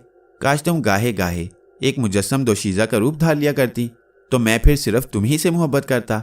अब तुम बेशर्मी की बातें करने लगे। देखा, कुलदीप के जिक्र से तुम्हारी गुफ्तगू पर कैसा शबाब आ गया है। इनका शर्माकर बोली, कुलदीप का जिक्र तुमने बेवक्त छेड़ा। परेशान हो गए ना? सच बताओ। गोया जी, इनका ने बड़े दिलरुबा अंदाज में जी खींचकर अदा किया। होटल करीब आ गया था। मैं सीधा अपने कमरे में आ गया। नरगिस बेखबर सो रही थी। मैं खामोशी से दूसरे कमरे में चला आया और लिबास तब्दील करके बिस्तर पर दराज हो गया। मुझे बड़ी गहरी नींद आई। पंडित बद्री नारायण की आमद से मेरी संवरती हुई ज़िंदगी में जो तूफ़ान आ गया था वो जल्द गुजर गया। अब मुझे इत्मीनान था कि एक अरसे तक बद्री नारायण मुझे ज़िक पहुंचाने से बाज रहेगा और मैं उसकी दस्तरस से निकल चुका हूँगा। इनका की यकीन दहानी के बावजूद अभी एक खदशा मेरे दिल में मौजूद था कि बद्री नारायण कभी न कभी मुझे नुकसान पहुंचाने की कोशिश ज़रूर करेगा। सुबह के अखबारात ने मामूल के मुताबिक इस्फहानी साहिब के बारे में सनसनीखेज़ खबरें शाया की थीं। एक बार फिर मेरा दिल चाहा कि मैं इस्फहानी साहिब को बचा लूं, लेकिन फिर मुझे नरगिस की अबतर हालत देखकर अपना ये ख्याल तर्क करना पड़ा। मैं सुबह ही सुबह रामदयाल के मकान पर पहुंचा। उसकी बीवी का रंग जर्द हो चुका था। मुझे देखकर वो कांपने लगी। झिझकते झिझकते उसने मेरी पुजीराई की। उसकी हालत बड़ी काबिल रहम थी। मुझे उस पर बड़ा तरस आया और मैंने तय कर लिया कि मैं रामदयाल से श्यामा के आशना सुंदरलाल का कोई तज़किरा नहीं करूँगा। रामदयाल अपनी बीवी से कुछ खिंचा खिंचा सा था। मैं जो कुछ सोच कर गया था, श्यामा की इल्तिजा आमेज नज़रों के सामने वो भूल गया। फिर मैंने श्यामा के सामने उससे कामनी की बात की और सारा इल्ज़ाम उस पर धर दिया। मैंने कहा, रामदयाल मेरे दोस्त, तुम्हारे घर में श्यामा जैसी सुंदर नारी मौजूद है, फिर तुम कामनी के पास क्यों जाते हो? रामदयाल मेरी ज़ुबान से कामनी का नाम सुनकर दंग रह गया। मैंने उसे हैरान देखकर कहा, रामदयाल मुझे बहुत सी बातें मालूम हो जाती हैं। अब मेरे दिन फिर गए हैं। मैं पुराना जमील अहमद नहीं रहा। मैं इसीलिए तुम्हारे पास आया हूँ कि तुम्हारे एहसानात का बदला चुका सकूँ। मेरे दोस्त, मुझे बताओ कि मैं तुम्हारी क्या मदद कर सकता हूँ। भगवान का दिया सब कुछ है जमील, तुम कैसी बातें कर रही हो। मैंने तुम्हारे साथ जो कुछ किया है उस पर भगवान के लिए शर्मिंदा तो ना करो। रहा कामनी का मामला तो वो कोई ख़ास बात नहीं है। ये श्यामा ने ना जाने क्या समझ रखा है। रामदयाल झीमते हुए बोला, मुझे सब कुछ मालूम है। अब मैं तुम्हारी ज़ुबान से कामनी का नाम ना सुनूं। मैंने उसे तंबीह की, क्या तुम कामनी को जानते हो? यकीनन तुम्हें श्यामा ही ने उसके बारे में बताया होगा। रामदयाल ने तशवीश से कहा। मैंने कहा, रामदयाल मुझे सब मालूम है। मुझे ये भी मालूम है कि इन दिनों तुम बहुत परेशान हो। तुम्हें रुपए की ज़रूरत है। तुम एक सौदा करना चाहते हो और तुम्हारे पास पैसे नहीं हैं। दूसरी तरफ तुम इश्क में गिरफ्तार हो। जो बातें मुझे इनका बता रही थी मैं रामदयाल को अपनी ज़ुबान से मुंतकिल कर रहा था। मैंने उसकी तमाम परेशानियां उसके सामने आईने की तरह रख दी। रामदयाल को अब मेरी बात रद्द करने का हौसला ना था। वो हैरत से आंखें फाड़े मुझे घूरता रहा। श्यामा अब तक खौफजदा थी। मैंने अपने दोस्त को उसी वक्त 25,000 रुपये दिए। रामदयाल बड़े ज़रफ़ का आदमी था। उसने लाख मना किया, मगर मैं रुपए उसके कदमों में डालकर चला आया। इसी घर से मुझे इनका मिली थी। रामदयाल ने बुरे वक्त में मेरी हमेशा मदद की थी। चलते वक्त उसकी आंखों में आंसू थे। उसने मुझसे वादा किया था कि वो कामनी का ख्याल दिल से निकाल देगा। श्यामा मुझे एहसानमंदाना नज़रों से देख रही थी। मैंने उसकी आंखों में वो अकीदत और मोहब्बत देखी जो पहले मैंने अपने लिए कभी किसी की आंख में नहीं पाई थी। अल्फाज में उसकी कैफियत का इजहार मुश्किल है। मैंने श्यामा के बारे में रामदयाल से कुछ नहीं कहा और उन दोनों को बम्बई मदऊ करके चला आया। मैंने उनसे कहा, जब मैं तुम्हें ख़त लिखूं तो फ़ौरन आ जाना। मुझ पर रामदयाल के एहसानात का बोझ था जो मैं उस वक्त पूरी तरह न उतार सका। मेरा दिल फ्याजी पर आमादा था। मैंने खुद को समझाया, जमील अहमद खान, तुम बहुत बुरे आदमी हो। कुछ काम ऐसे करते रहो जिनसे तुम्हारी बुराइयों की कुछ न कुछ तलाफ़ी होती रहे। मुझे यकीन था कि ये रकम उन दोनों मियाँ बीवी के ताल्लुकात फिर से इस्तवार करने में बड़ी मुआवन साबित होगी। उसी दिन दोपहर को हम लोग कश्मीर जन्नत नज़ीर की तरफ रवाना हो गए। मैं कश्मीर के उस मुकाम का नाम नहीं लिख रहा जो अपने खूबसूरत मनाजर के लिए दूर दूर तक मशहूर है। इनका ने इसी जगह पर आने का इसरार किया था। वहाँ हमने एक बड़ा सा खूबसूरत बंगला किराए पर ले लिया और चंद मुकामी लोगों को मुलाजिम रख लिया। कश्मीर की सर्द और लतीफ़ आबो हवा ने नरगिस की सेहत पर खातिर ख्वाह असर डाला। मैंने नरगिस के इलाज के लिए बम्बई से एक डॉक्टर और 2 नर्सों को बुलवा लिया था। ये लोग हर वक्त उसका ख्याल रखते थे। मैं खुद भी अपना ज़्यादा वक्त नरगिस के करीब गुजारता था। अलबत्ता इनका सैर तफरी की गर्ज से मुझे कभी कभी घर से बाहर ले जाया करती थी। कोई 10 दिन बाद इनका को ग़िज़ा की ज़रूरत महसूस हुई। मैं इस ज़माने में नरगिस की बीमारी की वजह से बेकैफ़ी के दिन गुजार रहा था। इसलिए मैंने इनका को इजाज़त दे दी कि वो 1-2 दिन के लिए किसी और के सर पर चली जाए और अपनी ग़िज़ाई ज़रूरत पूरी करके वापस आ जाए। मुझे नहीं मालूम कि इनका ने अपने लिए क्या इंतज़ाम किया था। 1.5 माह तक तो मेरी इनका से बातचीत भी बहुत कम हुई। 1.5 माह तक मेरी तवज्जो और डॉक्टर की तीमारदारी ने नरगिस को सेहतमंद बना दिया। वह पूरी तरह सेहतमंद हो गई थी, बिल्कुल वैसी ही जैसी शादी से पहले थी। उसके रुखसारों पर सुर्खी आ गई तो मैंने नरगिस के गुस्ले सेहत के सिलसिले में उस मुकाम पर एक शानदार दावत का एहतमाम किया और दिल खोल कर नरगिस का जश्न सेहत मनाया। दिन भर गुरबा में रुपए और कपड़े तकसीम होते रहे। नरगिस की मर्ज़ी यही थी, वो खुद अपने हाथों से खैरात करती रही। शाम को मैंने दावत का एहतमाम किया था। दावत में इलाके की तकरीबन निसफ आबादी शरीक हुई। रात को नाच रंग की महफिल मुनक्कद की गई। ये असल में एक तरह से इनका की बाजियाबी का जश्न भी था। रक्स की महफिल में लखनऊ और बम्बई की नामवर रकासाओं ने अपने अपने फ़न का इजहार किया। रक्स और सरूर के इस हंगामे में सिर्फ मखसूस अफराद मदऊ किए गए थे। मुकामी अफसरान के अलावा मुज़ाफ़ात के अफसर भी शरीक थे। इस दावत का पूरा इंतज़ाम नरगिस की तीमारदारी के लिए बम्बई से आए हुए एक नौजवान डॉक्टर शर्मा ने किया था। वो एक मनचला शख्स था। उसने खुद अपने हाथ से दावतनामे लिखे और तकसीम किए। मुझे पैसे खर्च करने में कोई उज़र नहीं था। पैसा कमाने में इतना मज़ा नहीं जितना खर्च करने में है। इस फ्याजी और शाह खर्ची से मेरी अना की तस्कीन होती थी। मेरे ज़ख्म भरते थे। मैं खुद अपनी नज़र में बुलंद होता था और मुझे वैसे भी पैसे की तरफ से फ़िक्र की ज़रूरत नहीं थी। इनका जो मौजूद थी। रक्स और सुरूर का एहतमाम एक ऐसे मैदान में किया गया जो पहाड़ों से घिरा हुआ था। उस वसीय और इस लॉन पर शामियाने नस्ब किए गए और उन्हें कुमकुमों से आरास्ता किया गया। रात हुई तो यह राजा इंद्र का दरबार बन गया। महफिल में मशरूबात का दौर चल रहा था। नरगिस आज बड़ी खुशो खुर्रम नजर आ रही थी। मैं उसके साथ अगली सफ़ में बैठा एक मुगनिया की नगमा सराई से लुत्फ़ अंदोज़ हो रहा था। अजब दिलकश मंजर था कि इनका मेरे सर से रेंगकर मेरे बाएं कंधे पर आई और बोली, जमील वो देखो, डिप्टी कमिश्नर के बराबर सीधे हाथ पर जो नौजवान बैठा है उसे जानते हो? मुझे उस वक्त इनका की मदाखलत गरां गुजरी। फिर भी मैंने आहिस्ता से नज़र घुमाकर उस शख्स को देखा जो डिप्टी कमिश्नर के सीधे हाथ पर बैठा था। शक्ल सूरत से वो किसी खाते पीते घराने का फर्द नजर आता था। बेहद खूबसूरत और खुशबाश था। मैंने आज उसे पहली मर्तबा देखा था। मैंने जिन अफराद को मदऊ किया था वो उनमें से नहीं था। मुमकिन है डॉक्टर शर्मा ने उसे मदऊ किया हो या शायद वो डिप्टी कमिश्नर का मेहमान हो। मैंने खुसूसन डिप्टी कमिश्नर को और बाज़ दूसरे अफसरों को कुछ दावतनामे भी भेजे थे ताकि वो अपने मिलने जुलने वालों को साथ ला सकें। वो शख्स उन्हीं में से कोई मालूम होता था। चुनाचे मैंने इनका के सवाल पर नफ़ी में सर हिलाया। इसका नाम राजकुमार है, डिप्टी कमिश्नर के दूर के अजीज़ों में से है। बम्बई और दिल्ली में इसका वसी कारोबार है, लाखों में खेलता है। कल ही कश्मीर आया है। डॉक्टर शर्मा भी इसे जानते हैं। इनका मुझे उस नौजवान के बारे में बताती रही। मेरी समझ में नहीं आ रहा था कि आखिर इनका को उसमें दिलचस्पी का कौन सा पहलू नज़र आ गया। मैंने सोचा कि कहीं वो इस नौजवान के खून से अपना पुरस्कार वजूद सैराब करने का मंसूबा तो नहीं बना रही। अभी मैं ये सोच ही रहा था कि इनका ने चौंका दिया। राजकुमार तुम्हारा रकीब है। मेरा रकीब? वो कैसे? मैंने हैरत से पूछा। कुलदीप तुम्हारी महबूबा है, ये भी उसका उम्मीदवार है। होगा, मुझे क्या? मैंने बज़ाहिर बेनियाजी से कहा। खलबली मच गई तुम्हारे दिल में? इनका ने शरारत से कहा। मेरे पास नरगिस मौजूद है, सोच लो, फिर बाद में कुछ ना कहना।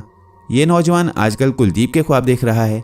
इसके वालिदैन ने कुलदीप के वालिदैन से मिलकर रिश्ते की बात पक्की कर ली है, लेकिन कुलदीप इससे शादी करने पर रजामंद नहीं है। क्यों? वो किसी और से मोहब्बत करती है और राजकुमार से शादी करने पर मौत को तरजीह देती है। जानते हो क्यों? क्यों? वो पगली तुम्हारी मोहब्बत में दीवानी हो रही है। 1 हफ्ते बाद इसी मुकाम पर कुलदीप और राजकुमार की मंगनी होने वाली है। सारा प्रोग्राम तय हो चुका है। 2 रोज़ बाद कुलदीप के घर वाले यहाँ आ जाएंगे, लेकिन उसके बाद क्या होगा ये मेरे सिवा कोई नहीं जानता। ओहो, अब मुझे मालूम हुआ कि तुमने ये मुकाम क्यों मुंतखब किया था। मैंने इनका से कहा, तुम आफत की परकाला हो। लखनऊ से आई हुई एक तवाइफ ने रक्स शुरू कर दिया। इनका से मेरी बात अधूरी रह गई क्योंकि मुझे मेहमानों का ख्याल रखना था, लेकिन दिल में एक फांस अटक गई। कुलदीप का बार बार जिक्र करके इनका ने मेरे इश्तियाक को हवा दे दी थी। सामने एक गुल अंदाम तवाइफ अपने बदन के लोच का होश रुबा मुजाहिरा कर रही थी, मगर मुझे कुलदीप याद आ रही थी। राजकुमार के तस्वुर से बचने की कोशिश के बावजूद मेरी नज़रें बार बार जाकर उस पर जम जाती थी। कई मरतबा हम दोनों की आंखें चार हुईं और हर मरतबा कुछ झीम कर रकासा की तरफ मुड़ गईं। कुलदीप एक नफीस और हसीन लड़की इस नौजवान के पहलू की जीनत बनेगी। मुझे पूना में कुलदीप के साथ गुजारी हुई शामें और वो खुशबुएं याद आ गईं जो कुलदीप अपने बदन में लगाया करती थी। उसे मैंने महज तफरीह के लिए शीशे में उतारा था, मगर उल्टा मैं खुद उसके दिल में उतर गया था। उसने मुझे बम्बई फ़ोन किया था। रुखसत करते वक्त उसकी आंखों में आंसू थे। वो मुझसे बहुत मानूस हो गई थी। बड़े दबे कदमों से ना जाने किस चोर रास्ते से जमील अहमद खान के आवारा जहन में दाखिल हो गई थी। उसकी बहुत सी आदतें और अदाएँ नरगिस से मुशाबा थीं। मैंने उसे क्यों छोड़ दिया था? हाँ, मैंने जिस्मो जान की तमाम राहतों के हसूल के यकीन के बावजूद उसे छोड़ दिया था। फिर भी ज़िया का कोई एहसास नहीं था, शायद इसलिए कि कुलदीप में अपनी दोशीज़गी बरकरार रखने की तमाम आला सिफ़ात मौजूद थीं। वो उन कदरों पर दिल से यकीन रखती थी जिनकी रूह से इस्मत व इफ़्फ़त औरत की सबसे बड़ी पूंजी होती है। वो उन लड़कियों से मुख्तलिफ थी जिनसे मैं मिल चुका था। अजीब बात थी कि वो मुझे गुज़िश्ता दिनों बिल्कुल याद नहीं आई। अब जबकि इनका ने मुझे बताया कि वो राजकुमार के साथ मंसूब हो चुकी है, तो मुझे ऐसा लगा जैसे मेरी कोई कीमती शय मुझसे छीनी जा रही है। मैं रक्स के इस हंगामे में अपना दिल ना लगा सका और पहलू बदलने लगा। इनका मेरी दिली कैफियत भाम कर बोली, जमील क्या ख्याल है अगर राजकुमार को ठिकाने लगा दिया जाए? इस तरह तुम्हारी कुलदीप महफूज हो जाएगी। फिर वो अपने खुश होंठों पर जुबान फेर कर बोली, ज़रा गौर से देखो राजकुमार की रगों में कैसा गाढ़ा और सुरख सुरख खून जोश मार रहा है। मैंने कोई जवाब नहीं दिया। मैंने अपना जहन रक्स और नरगिस में लगाना चाहा, लेकिन इनका मदाखलत से बाज नहीं आई। कुछ वक्फे बाद बोली, तुमने मेरी बात का जवाब नहीं दिया। मेरे पास नरगिस मौजूद है इनका। कुलदीप की शादी हो जाए तो अच्छा है। उसकी मौजूदगी में मैं नरगिस से वफादार नहीं रह सकूंगा। मैंने इनका की पेशकश मुस्तरद कर दी। मगर कुलदीप राजकुमार से शादी नहीं करना चाहती तो मैं क्या करूं? वो तुम्हारी मोहब्बत का दम भरती है और तुम उसके दिल में आग लगाकर खामोश बैठे हो। ये तो बड़ी संगदिली है। इनका ने तंजन कहा। मेरी बात छोड़ो, हाँ ये कहो कि राजकुमार के ऊपर तुम्हारा दिल आ गया है। मैंने चुटकी ली।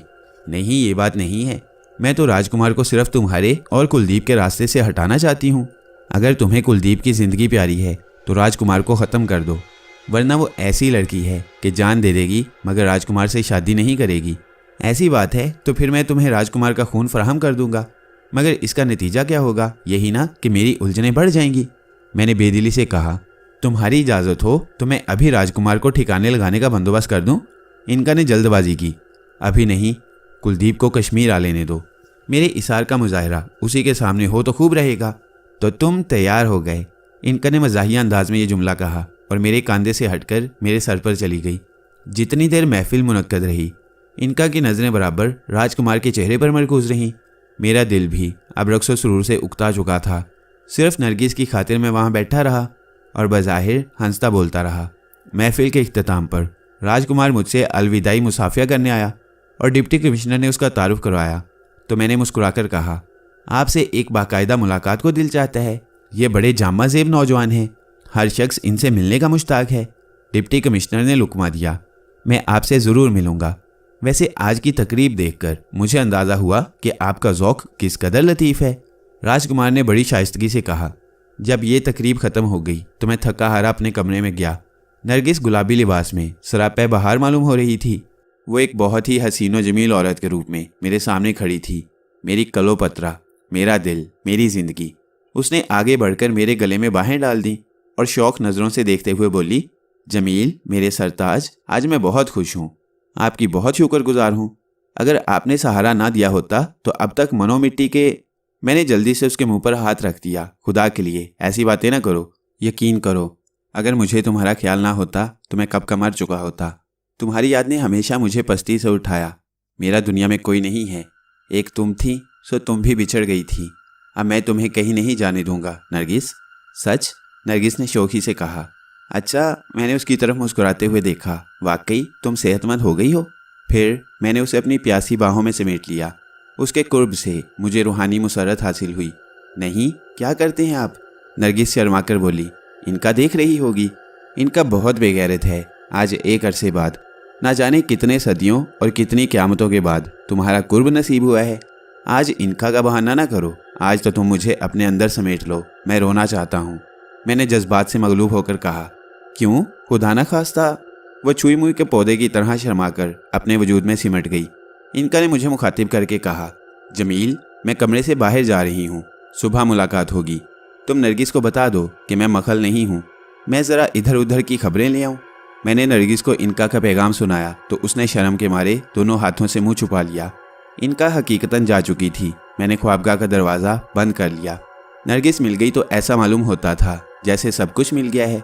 फिर मुझे कहीं का होश ना रहा। मैं नरगिस में गुम हो गया। 2-3 रोज़ तक मैंने इनका की तरफ भी कोई तवज्जो ना दी, लेकिन चौथे रोज़ इनका ने आज खुद मुझे बताया कि कुलदीप अपने ख़ानदान वालों के साथ कश्मीर आ चुकी है। तो मुझे पहली बार खासी संजीदगी से इस मसले पर सोचना पड़ा।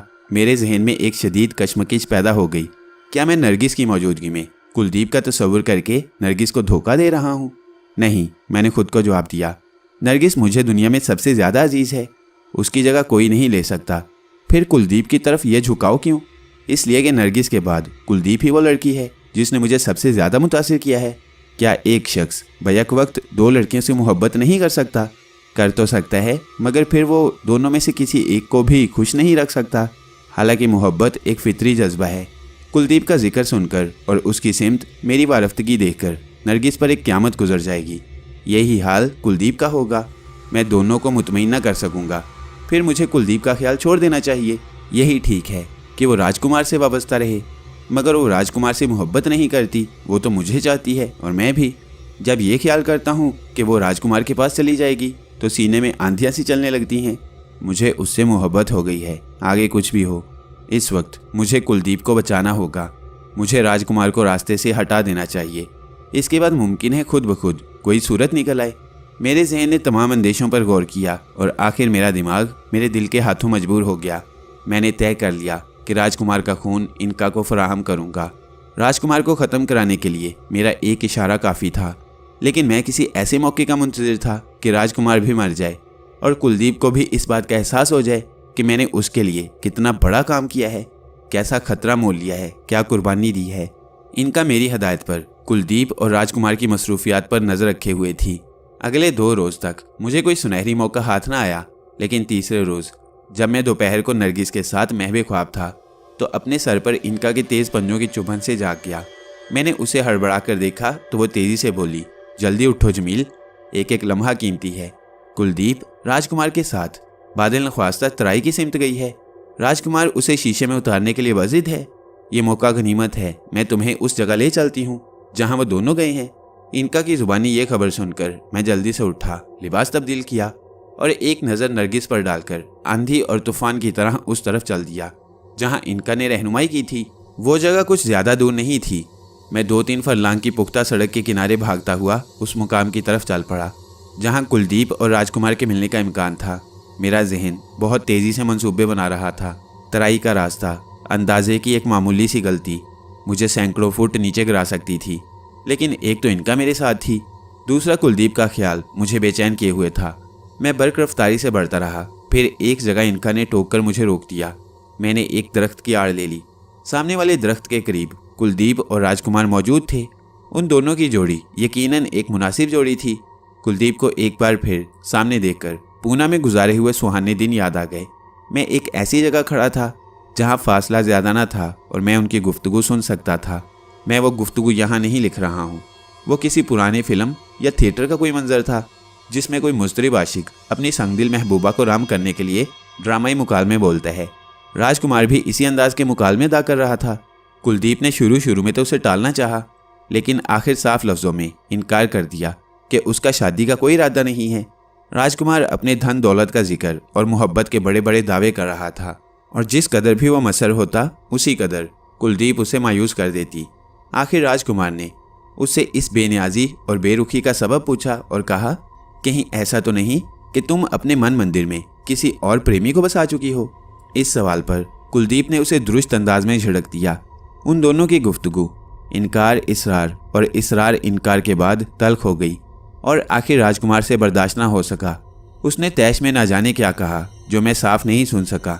कुलदीप इस पर शदीद बरहम हो गई और उसने राजकुमार के गाल पर एक ज़ोरदार तमांचा जड़ दिया। इनका बार बार मेरे सर से उतर जाती थी और मेरा ख्याल है कि इस ड्रामे की सनसनीखेज़ी में उसका बड़ा हाथ था। राजकुमार इस तौहीन आमेज़ रवैये की तवक्को नहीं करता था। उसने जलाल के आलम में कुलदीप की कलाई पकड़ ली। कुलदीप ने उसे अपना हाथ छुड़ाना चाहा। ये सूरत बहुत जल्द धींगा मुश्ती और गालम गलोच में तब्दील हो गई। इस मौका पर मुझे दखल देना था। इनका ने इशारा किया और मैं राजकुमार की दस्त दराजी और कुलदीप की बेबसी देखकर गुस्से की हालत में सामने आ गया। उस वक्त उस मुकाम पर सन्नाटा था। शायद राजकुमार ने कुलदीप से 2 टोक गुफ्तगू करने के लिए ये जगह खास तौर पर मुंतखब की थी। मैंने सामने आते ही राजकुमार को ललकारा, कमीने, एक औरत पर हाथ उठाते हुए तुझे शर्म नहीं आती? अगर मर्द है तो मुझसे मुकाबला कर। राजकुमार ने मेरी आवाज़ सुनकर कुलदीप को छोड़ दिया और मुझे सख्त वहशतनाक नज़रों से देखने लगा। कुलदीप आज़ाद होते ही दीवानावार भागती हुई मेरे करीब आई और आते ही मेरे पहलू से लग गई। जमील, तुम यहाँ कैसे? भगवान की कृपा है कि उसने तुम्हें मेरी मदद को भेज दिया। मुझे इस जुनूनी शख्स से बचाओ। बहुत खूब। राजकुमार ने मौके की नज़ाकत से हालात की असलियत भांपते हुए जहर खून से कहा, खूब, तो ये है वो टोनटुना मुसला जो तुझसे प्रेम करता है। मैं अभी से देखता हूँ। फिर उसने मुझे मुखातिब किया, जमील अहमद खान, मुझे यकीन नहीं आता कि तुमसे दोबारा इस तरह मुलाकात हो रही है। बेहतर यही है कि तुम हमारे मामले में टांग ना अड़ाओ। अपना रास्ता नापो, वरना मुझसे बुरा कोई ना होगा। मैंने कहा, नादानी की बात ना कर, अपनी औकात में रह, तू मुझे नहीं जानता, बकवास बंद कर। राजकुमार का चेहरा गुस्से से सुर्ख हो गया। जमील अहमद खान, तू जानता है कि मैं डिप्टी कमिश्नर का कौन हूँ? अपनी हरकतों से बाज आ जा, नहीं तो तबाहो बर्बाद हो जाएगा। डिप्टी कमिश्नर क्या भेजता है, उल्लू के पट्टे? उसका हवाला दे रहा है, सुअर की औलाद। मैं गालियां बहुत कम बकता था, लेकिन ना जाने उस वक्त कौन कौन सी गालियां मेरी जुबान पर आ रही थी। ठीक उसी वक्त इनका ने मुझे मुखातिब किया, जमील, राजकुमार के सब्र का पैमाना लबरेज हो चुका है। तुम्हें इतनी ढील नहीं देनी चाहिए। उसकी जेब में रिवॉल्वर भी मौजूद है। तुम उसकी गोली से बच सकती हो, लेकिन तुम्हारे पहलू में कुलदीप है। मैंने इनका के जवाब पर इस्बात में सर हिलाया, लेकिन इससे पहले कि मैं कोई कदम उठाता या सोचता, राजकुमार ने फुर्ती से रिवॉल्वर निकाल लिया और उसका रुख मेरी तरफ करते हुए बोला, जमील अहमद खान, तुमने एक हिंदू नारी को वर्गलाकर हमारे धर्म का अपमान किया है, मेरा अपमान किया है। मैं इसकी सज़ा सिर्फ और सिर्फ यही दे सकता हूँ कि तुम्हें मौत के घाट उतार दूँ। उसी लम्हे कुलदीप चिल्लाई, नहीं नहीं, तुम इन्हें ना मारो। मैं वादा करती हूँ कि तुमसे शादी कर लूँगी। तुझ वैश्या से कौन शादी करेगा? राजकुमार धाड़ा, हट जा सामने से, नहीं तो इसके साथ साथ तुझे भी ख़त्म करना पड़ेगा। इनका फुर्ती से मेरे सर से रेंग उतर गई। कुलदीप ने मुझे खतरे में महसूस किया तो मेरे जिस्म की आड़ ले ली और राजकुमार से बोली, कठोर शैतान, अगर तुझे गोली मारनी है तो पहले मुझे मार। जब तक मैं जिंदा हूँ तू जमील का कुछ नहीं बिगाड़ सकता। कुलदीप के इस जज्बे ने मुझे बेपनाह मुतासिर किया। मैंने एक हाथ से उसे हटाने की कोशिश की और कहा, बच्चा है, तुम फिक्र ना करो, देखती रहो ये किस तरह अपने इंजाम को पहुँचता है। मैं राजकुमार को हकारत की नज़रों से घूर रहा था। इनका मेरा इशारा पा चुकी थी। चुनाचे मौके से फ़ायदा उठाते हुए और कुलदीप पर अपनी रूहानी कुव्वतों का सिक्का जमाने की खातिर मैंने तो हुक्माना लहजे में राजकुमार को मुखातिब किया और उसकी आंखों में आंखें डाल दी। अहमक नौजवान, मैं तुझे हुक्म देता हूँ कि रिवॉल्वर की नाल अपनी कनपट्टी से लगाकर गोली दाग दे। इसके बाद जो कुछ हुआ वो कुलदीप के लिए यकीनन हैरत अंगेज था। राजकुमार ने किसी फर्माबरदार शागिर्द की तरह अपना हाथ बुलंद किया और रिवॉल्वर की नाल अपनी कनपट्टी से लगा ली और बेझिझक लुबलुबी दबा दी। खौफनाक धमाके के साथ वो किसी कटे हुए शैतीर की तरह ज़मीन पर गिरा और ठंडा हो गया। इनका फ़ौरन मेरे सर पर आकर बोली, जमील, तुम जल्दी से कुलदीप को लेकर यहाँ से चले जाओ। जब इसकी लाश दरियाफ्त होगी तो इसकी जेब से इसकी अपनी तहरीर में एक खत भी बरामद होगा जिसमें खुदकुशी करने का सबब मौजूद होगा। मैं अब अपनी प्यास बुझाने जा रही हूँ। जमील, तुम्हारे दुश्मन का खून मुझे बहुत लज्जत बख्शेगा। अब मेरा वहाँ रुकना मसलियत के खिलाफ था। कुलदीप को लेकर ऊपर आ गया और झील की तरफ चलने लगा। झील मेरे बंगले से 3-4 मील के फासले पर थी। राजकुमार की पुरस्कार और हैरत अंगेज मौत ने कुलदीप को गुंग कर दिया था। रास्ते भर वो चुप रही। हाँ, कभी कभी कनखियों से मुझे देखने लगती थी। झील पर पहुंचकर मैं उसे एक वीरान हिस्से की तरफ ले गया। कुछ देर बाद कुलदीप का खौफ दूर हुआ तो वो मेरे सीने से सर टिकाकर बोली, जमील, तुम मुझे क्यों छोड़ गए थे? मैं बम्बई भी गई थी, लेकिन वहाँ तुम्हारा पता न चला। मैं तुम्हें हर जगह ढूंढती रही। मैं देर तक कुलदीप को इधर उधर की बातों से बहलाता रहा। मैंने उससे शदीद मोहब्बत का इजहार किया, लेकिन रह रहकर एक ख्याल आड़े आ रहा था, इस शदीद मोहब्बत का इंजाम बड़ा हौलनाक होगा। नरगिस कुलदीप को कैसे बर्दाश्त करेगी और ख़ुद कुलदीप नरगिस का नाम सुनेगी तो कितनी बिफरेगी। मेरे जहन में कश्मकश जारी थी। कुलदीप को दोबारा अपने करीब देखकर मेरे होशो हवास मुअत्तल हो गए थे। वो खौफ के बावजूद उतनी ही हसीन थी जितनी पूना के क्लब में नजर आती थी। क्या मैं कुलदीप को सब कुछ बता दूं? इस तरह तो मैं इस हसीन लड़की से महरूम हो जाऊंगा। लेकिन नरगिस को मैं किसी कीमत पर दुख देना नहीं चाहता था। चुनाचे मैंने इस सरमस्ती के आलम में एक हसीन और जमील लड़की की दिलनशी सोहबत के बावजूद दिल पर जबर करके फैसला कर लिया कि कुलदीप को नरगिस के बारे में सब कुछ बता दूं। मैंने बातों बातों में उससे कह दिया कि मेरी शादी हो गई है, लेकिन मेरी हैरत की कोई इंतहा ना रही कि कुलदीप ने बड़े तहम्मुल से यह बुरी खबर सुन ली और तवक्को के खिलाफ मेरे कदम छूकर कहने लगी, जमील, मुझे किसी बात की परवाह नहीं है। तुम सिर्फ इतना करो कि मुझे खुद से अलग ना करो। मैं तुम्हारे कदमों में अपना सारा जीवन बिता दूंगी। मैं तुम्हारी बीवी नरगिस की भी सेवा करूंगी। कुलदीप ने कुछ देर पहले मुझे बचाने की खातिर अपनी ज़िंदगी दांव पर लगा दी थी और अब वो मेरी कनीज़ तक बनने के लिए तैयार थी। मैंने उसकी मोहब्बत की शिद्दत का अंदाज़ा लगाया तो बेख्तियार उसकी जानिब खींचने लगा। कुलदीप के सोगवार से चेहरे पर उस वक्त भी सारे जहान का हुस्न सिमट आया था। मैंने आहिस्ता से उसे उठाकर अपने सीने से लगा लिया और पहली बार उसके होंठों पर मोहब्बत की मोहर सबत की। कुलदीप के अंदाज में खुद सुपुर्दगी थी। मैंने उसे घास के नरम बिस्तर पर घसीट लिया और अपनी आगोश में लेकर वादा किया कि मैं उससे करीब रहूँगा। कुलदीप का हसीन कुर्ब उस पुरफिज़ा मुकाम की रंगीनियाँ दोबाला कर रहा था। मैं उसकी जुल्फ़ों से खेल रहा था कि यकलख्त मुझे ऐसा महसूस हुआ जैसे इनका मेरे सर पर आ गई हो। मुझे हैरत हुई। गुज़िश्ता तजुर्बों की बिना पर मुझे यकीन था कि वो 6-7 घंटों से पहले वापस नहीं लौटेगी। इनका खून से अपना वजूद सैराब करने में अमूमन इतना ही वक्त लेती थी। मैंने सर पर नज़र डाली तो इनका वाकई मौजूद थी। उसकी आंखों से शोले उबल रहे थे। चेहरा गैज़ो गज़ब से सुर्ख हो रहा था। होंठों पर गाढ़ा गाढ़ा ताज़ा खून जमा हुआ था। इनका को इस कैफियत में देखकर मेरा माथा ठिनका। किसी नामालूम खतरे के एहसास से मेरा दिल धड़कने लगा। मैंने दिल ही दिल में उसे मुखातिब किया, क्या बात है इनका, क्या राजकुमार का खून पसंद नहीं आया? जमील, मेरे जमील, मैं तुमसे बेहद शर्मिंदा हूँ। इनका ने भर्राई हुई आवाज़ में जवाब दिया। उसकी आंखों से आंसू बहने लगे। मैंने बेचैन होकर पूछा, खैरियत तो है? तुम इस कदर परेशान क्यों हो? जमील, इनका सिसक पड़ी। इंसानी खून मेरी वाहिद ग़िज़ा है। मैं खून पीते वक्त दुनिया की तमाम बातों से बेनियाज हो जाती हूँ। यही वजह थी जो पंडित बद्री नारायण अपना वार कर गया। इनका के आखिरी अल्फाज किसी खतरनाक आतिशगीर मादे की तरह मेरे जहन में फटे। मैं कुलदीप को झटक कर हड़बड़ाकर उठ बैठा। एक लम्हे में हज़ारों वसवसे मेरे दिमाग में घूम गए। मेरा दिल उछलने लगा।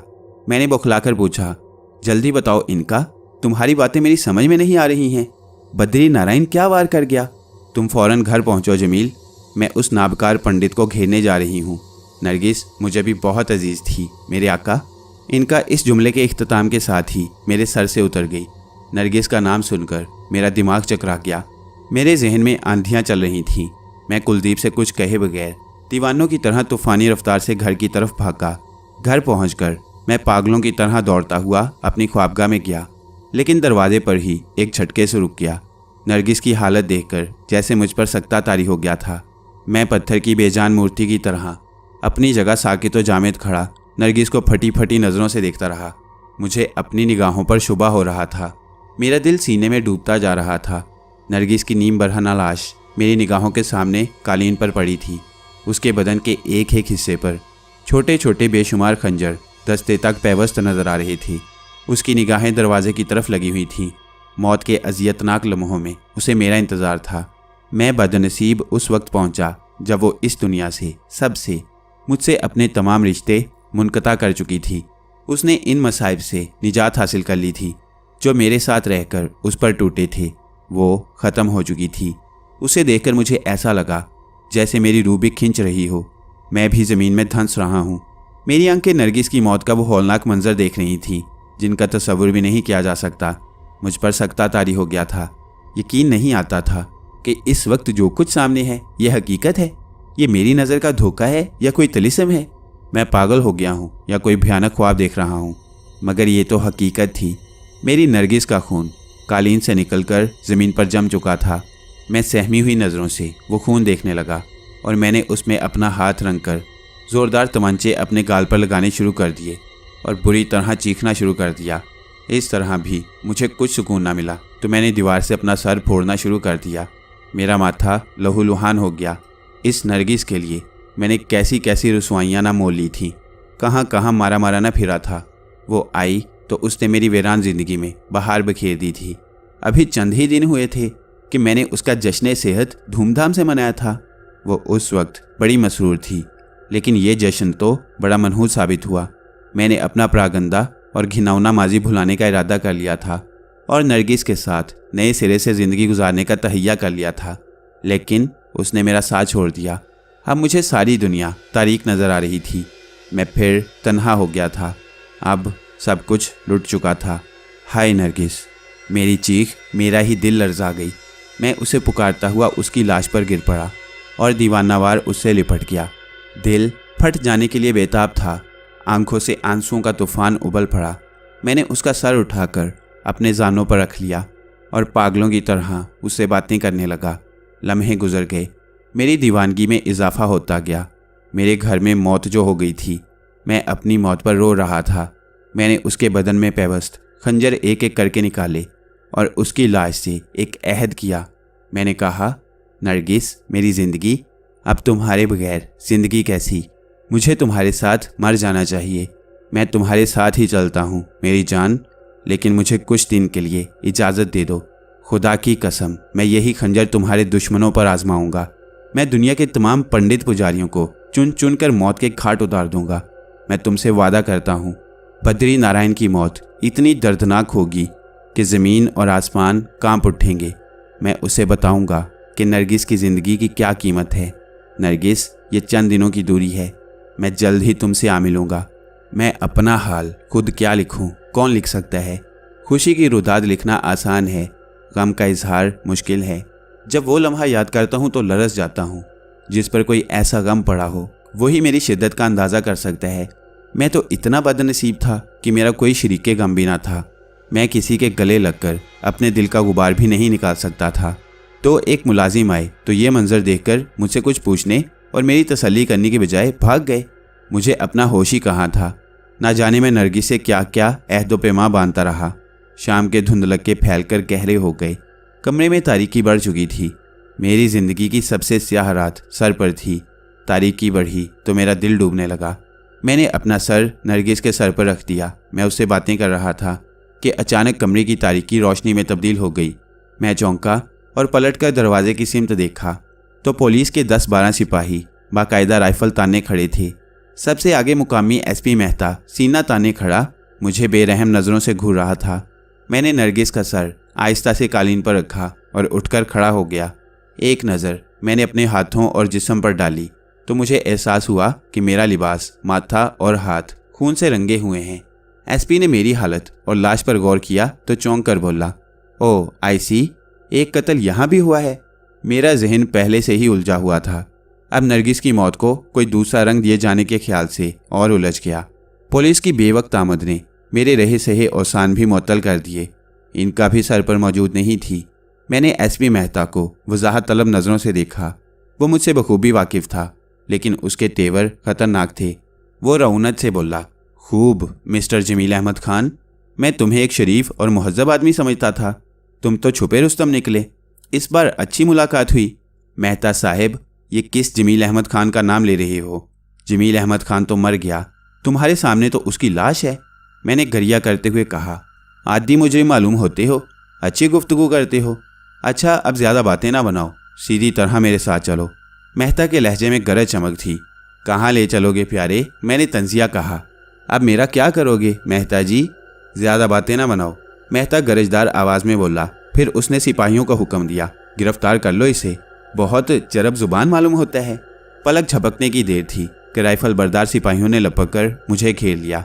एक सिपाही ने झपट कर मेरी कलाई पर गिरफ्त मजबूत की, फिर हथकड़ी डाल दी। मैंने जद्दोजहद की कोशिश की, लेकिन जल्द ही बेबस हो गया और मुझे एहसास हुआ कि मैं एक बड़े खतरे में घिर गया हूँ। एक लम्हे में सारी बात मेरी समझ में आ गई। मैंने मेहता को कहर आलू नज़रों से घूरकर कहा, तुम इंसान नहीं दरिंदे हो। ज़रा इतना तो ख्याल करो कि मेरी बीवी की लाश घर में मौजूद है। ये वक्त तुम पर भी आ सकता है। तुमने मुझे मेरा जुर्म बताए बगैर गिरफ्तार किया है। बकवास बंद करो, मेहता गुर्राया। डिप्टी कमिश्नर के बस में होता तो वो तुम्हें संसार करने का हुक्म दे देते। तुमने राजकुमार को कत्ल करके अपनी मौत को आवाज़ दी है। मैं किसी राजकुमार को नहीं जानता, मैंने नफरत से कहा। तुम्हारे डिप्टी कमिश्नर को यकीनन कोई गलत फहमी हुई है। कुलदीप को जानते हो? एसपी होंठ काटते हुए बोला। उससे हमें बहुत कुछ मालूम हो गया है। कुलदीप से? हाँ, मैं उसे जानता हूँ, मगर मैं अभी तक नहीं समझ सका कि तुम किस राजकुमार के कत्ल की बात कर रहे हो। समझ जाओगे, बहुत अच्छी तरह समझ जाओगे। मेहता के तेवर गज़बनाक थे। 3rd डिग्री का इस्तेमाल तुम्हें बड़ी आसानी से ज़ुबान खोलने पर मजबूर कर देगा। मुक्ति इसी में है कि तुम अपने संगीन जुर्म का इकबाल कर लो। कानून के पास तुम्हारे खिलाफ बहुत सारे सबूत मौजूद हैं। सबसे बड़ा सबूत कुलदीप है, जिसको वर्गलाकर तुमने राजकुमार को रास्ते से हटाया है। ये सब झूठ है। तुम मेरे खिलाफ ये बातें कभी साबित नहीं कर सकती। मैंने किसी कदर इत्मीनान से जवाब दिया। मेहता ने मायनेखेज़ अंदाज में नरगिस की लाश पर एक नज़र डाली और कहा, सिर्फ एक लड़की कुलदीप की खातिर तुमने दोहरे कत्ल का इर्तिकाब किया है। एक तरफ तुमने राजकुमार को ख़त्म किया, फिर अपना रास्ता साफ करने की खातिर अपनी बीवी को भी कत्ल कर दिया। तुम्हारे इश्क के हम कायल हो गए। ज़ुबान को लगाम दो मेहता, वरना पछताना पड़ेगा। तुम मुझे नहीं जानते। गुस्से से मेरी ज़ुबान लुकनत कर रही थी। मैं तो तुम्हें जान ही गया हूँ, लेकिन अब तुम भी पुलिस और कानून को जान लोगे। सब कुछ तुम्हारी समझ में आ जाएगा। नरगिस के कत्ल का इल्ज़ाम लगाकर मेहता ने मेरा खून खौला दिया था। मैं उसे गालियाँ देने लगा, लेकिन मेरे इस हज़यान का नतीजा ख़राब निकला। मेहता का इशारा पाकर उसके सिपाहियों ने मुझे ज़दोकोव करना शुरू कर दिया। मेरे पास बचाव की कोई सूरत न थी। 2 सिपाहियों ने मुझे सख्ती से जकड़ रखा था और बैक वक्त 4 हट्टे कट्टे सिपाही मुझे लातों, घूंसों और बंदूक के बट से मार रहे थे। मेरे दिलो दिमाग पहले ही परेशान थे। जब तक मेरे औसान बहाल रहे, मैं जो मुँह में आया कहता रहा और उसे ख़तरनाक नताइज की धमकियाँ देता रहा। लेकिन फिर जल्द ही मेरी हिम्मत जवाब दे गई। मैंने चेहरे पर पानी की नमी महसूस की तो होश में आ गया। उस वक्त मैं हवालात के पुख्ता फर्श पर पड़ा था। मेहता और 4 सिपाही मेरे इर्द गिर्द मौजूद थे। सुबह का उजाला देखकर मुझे एहसास हुआ कि मैंने सारी रात बेहोशी के आलम में गुजारी है। जिस्म का जोर जोर दुख रहा था और दर्द की शिद्दत मुझे बेचैन कर रही थी। लेकिन आंख खुलते ही सबसे पहले मुझे नरगिस का ख्याल आया। मैं दिल पकड़ कर रह गया। मैंने एक सिसकारी भरी और हवालात में बुरी तरह रोने लगा। मुझे नहीं मालूम था कि नरगिस की लाश का क्या बना, उन जालिमों ने उसके साथ क्या सलूक किया।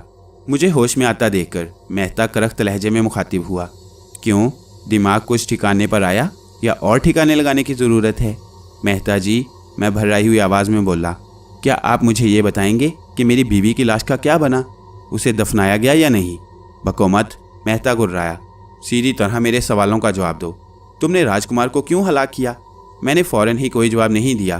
तसव्वुर के आलम में सर पर नज़र डाली तो इनका अभी तक वापस नहीं लौटी थी। अपनी बेबसी के एहसास से और इनका की गैर मौजूदगी के सिलसिले में कोई वाज़ेह जवाब ना पाकर मेरा दिल खून के आंसू रो रहा था।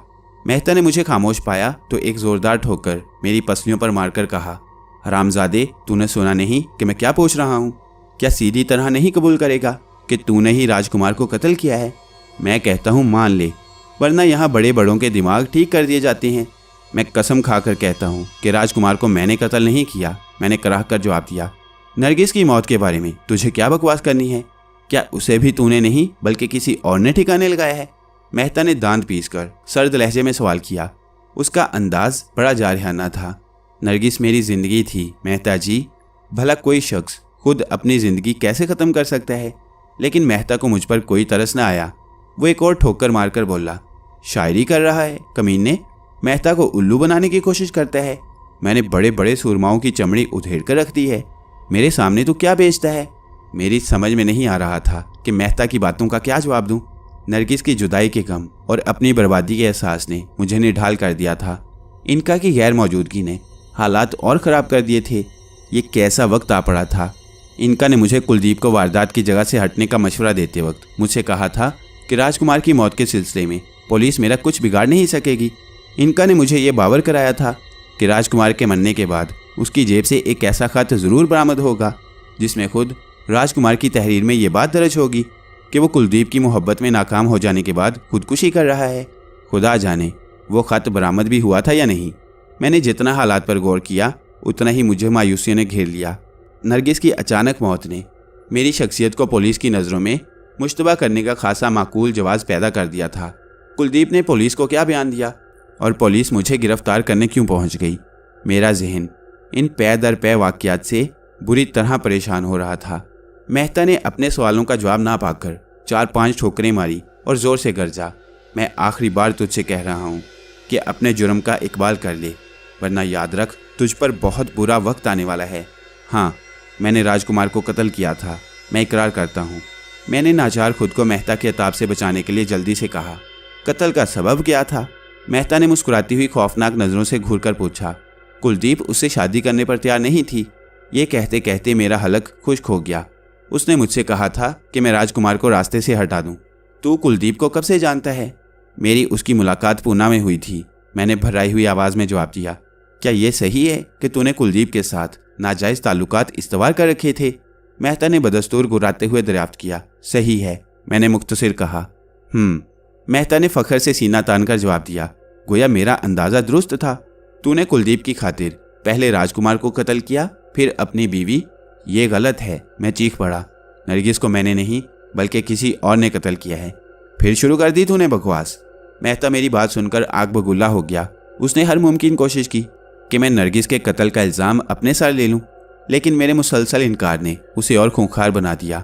हवालात में मौजूद सिपाहियों को मुखातिब करके बोला, मारो इस हरामजादे को, उस वक्त तक मारते रहो जब तक ये जुर्म का इकरार नहीं कर लेता।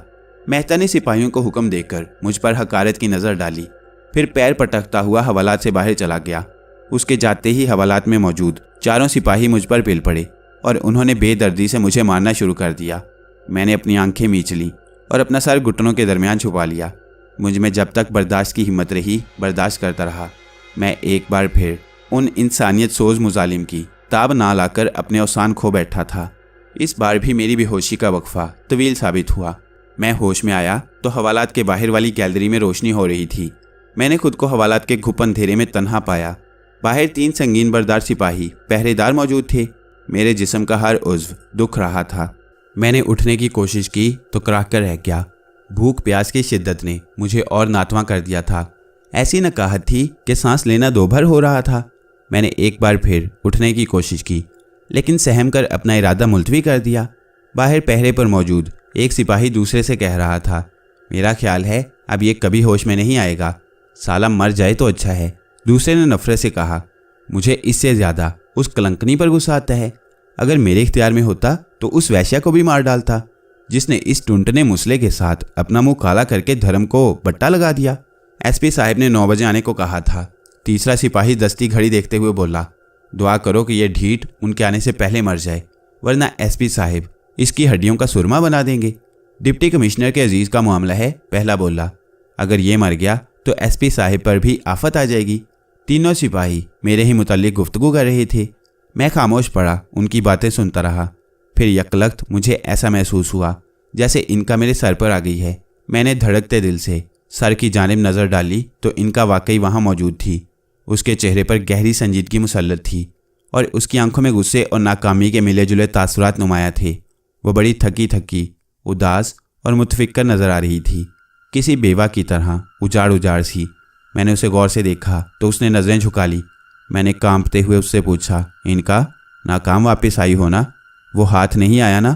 मुझे जवाब क्यों नहीं देती इनका? मैंने दिल गिरफ्तार अंदाज में कहा, क्या वो नाबकार पंडित तुम्हारे हाथ से बच निकलने में कामयाब हो गया?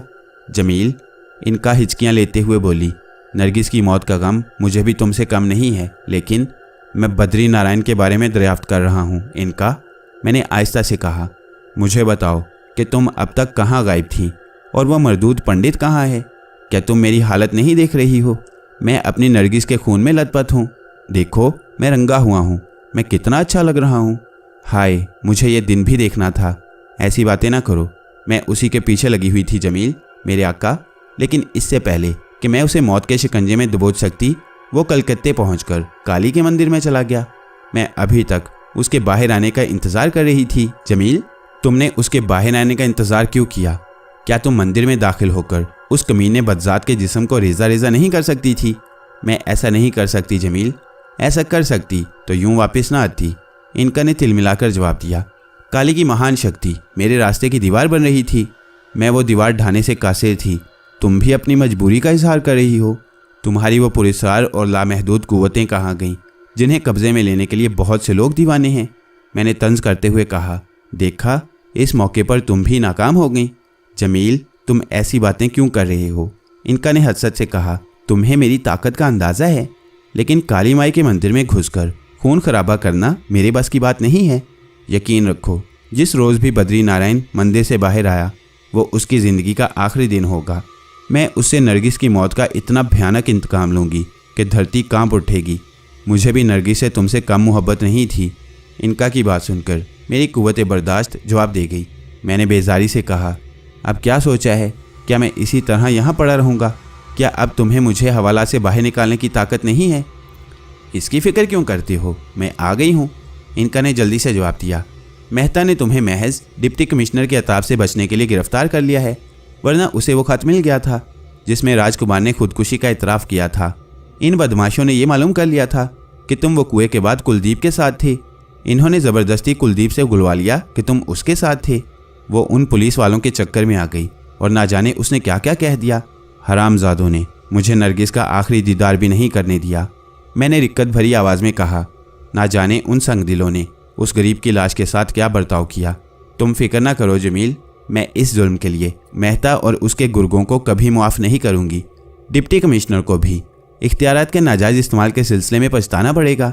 मुझे नरगिस के बारे में बताओ, उसकी लाश का क्या बना? जमील, इनका मध्यम आवाज़ में बोली। मेहता ने नरगिस का पोस्टमार्टम कराने के बाद रस्म और रिवाज के मुताबिक उसे यहीं के एक पुराने कब्रिस्तान में दफना दिया है। मेरे माबूद, मैंने सर के बाल नोचते हुए सर्द आह भरकर कहा, नरगिस की बजाय मुझे मौत क्यों ना आ गई? अभी मैं नरगिस की याद में आंसू बहा ही रहा था कि पहरे पर मौजूद संतरी अटेंशन हो गई। मैंने राहदारी में नज़र डाली। एसपी मेहता चमड़े की एक बैद लिए हवालात के दरवाजे की सिमत आ रहा था। मेहता ने आहनी सलाखों के करीब पहुंचकर सर की जुम्बिश से संतरियों के सलाम का जवाब दिया। फिर भारी गरजदार आवाज में इंचार्ज से पूछा, इस मरदूद को होश आ गया? 15 मिनट पहले मैंने राउंड लिया था, उस वक्त तक बेहोश ही था सर। इंचार्ज ने झूठ बोलने की कोशिश की। मेहता के इशारे पर हवालात का दरवाज़ा खोला गया और बाहर से बत्ती रोशन कर दी गई। अंधेरे के बाद अचानक तेज़ रोशनी हुई तो मैंने जल्दी से आंखें बंद कर ली। भारी कदमों की आहटें मेरे करीब आकर थम गई। इनका के आ जाने से मेरा खौफ ख़त्म हो चुका था, इसलिए मैंने फ़ौरन ही दोबारा आंखें खोल दी। एसपी ने मुझे होश में देखा तो नफ़रत के लहजे में मुखातिब हुआ, अब क्या इरादे हैं तेरे? क्या मुझे मज़ीद सख्ती से मजबूर करेगा? मेहता जी, मैंने मजबूत लहजे में जवाब दिया, तुम डिप्टी कमिश्नर के कहने पर क्यों अपना धर्म नष्ट करते हो? क्या तुम भगवान की सौगंध खाकर कह सकते हो कि तुम मुझे राजकुमार का कातिल समझ रहे हो? शहादतें वक्ती तौर पर छुपाई जा सकती हैं, लेकिन दुनिया का कोई कानून किसी को ज़बरदस्ती फांसी के तख्ते पर नहीं पहुंचा सकता। मेहता मेरा जवाब सुनकर चौंका। उसे मेरी बात पर यकीनन ताज्जुब हुआ था, लेकिन दूसरे ही लम्हे वो नफरत से बोला, किसकी शहादत की बात कर रहा है तू? मैं खूब समझता हूँ तूने 3rd डिग्री से बचने की खातिर बहकी बातें शुरू कर दी हैं। मैं उस खत की बात कर रहा हूँ मेहता जी, जो तुम्हें राजकुमार की जेब से मिला होगा। मैंने ये कह तो दिया था, लेकिन जल्द ही मुझे बात निभाना पड़ी। तुम्हारे मुखबरों ने यकीनन मुझे मौके वारदात पर देखा होगा, लेकिन उन्होंने तुम्हें यह ज़रूर बताया होगा कि राजकुमार ने खुदकुशी की थी। उसने वो खत मेरे सामने ही तहरीर किया था, लेकिन इससे पहले कि मैं उसे उसके खतरनाक इरादे से बाज रखने की कोशिश करता, उसने रिवॉल्वर कनपट्टी पर रखकर लुबलुबी दबा दी। कुलदीप भी इस बात की गवाह है। Shut up! मेहता हलक के बल चिल्लाया। उसके चेहरे पर एक सानिए के लिए उलझन उभरी, फिर गायब हो गई। वो गरज कर बोला, तू जो बकवास कर रहा है इसका कोई सबूत तेरे पास मौजूद नहीं है। मुझे मकतूल की जेब से कोई खत नहीं मिला। अच्छा, मैं जहर खून से बोला, तो डिप्टी कमिश्नर के रोब ने तुम्हें झूठ बोलने पर मजबूर कर दिया है। बकवास बंद कर, नहीं तो चमड़ी उधेड़ डालूंगा। हवालात के इंचार्ज ने एसपी की खुशनुदी के लिए मुझे धमकी दी। ठीक उसी वक्त इनका मेरे सर से उतर गई। एसपी बदस्तूर मुझे खा जाने वाली नज़रों से देख रहा था। देर तक वो कुछ सोचता रहा, फिर सर्द आवाज़ में बोला, मैं तुझे खुली अदालत में पेश करने के बजाय किसी वीराने में ले जाकर खामोशी से मौत के घाट उतार सकता हूँ। तुम ऐसा नहीं कर सकोगे मेहता जी।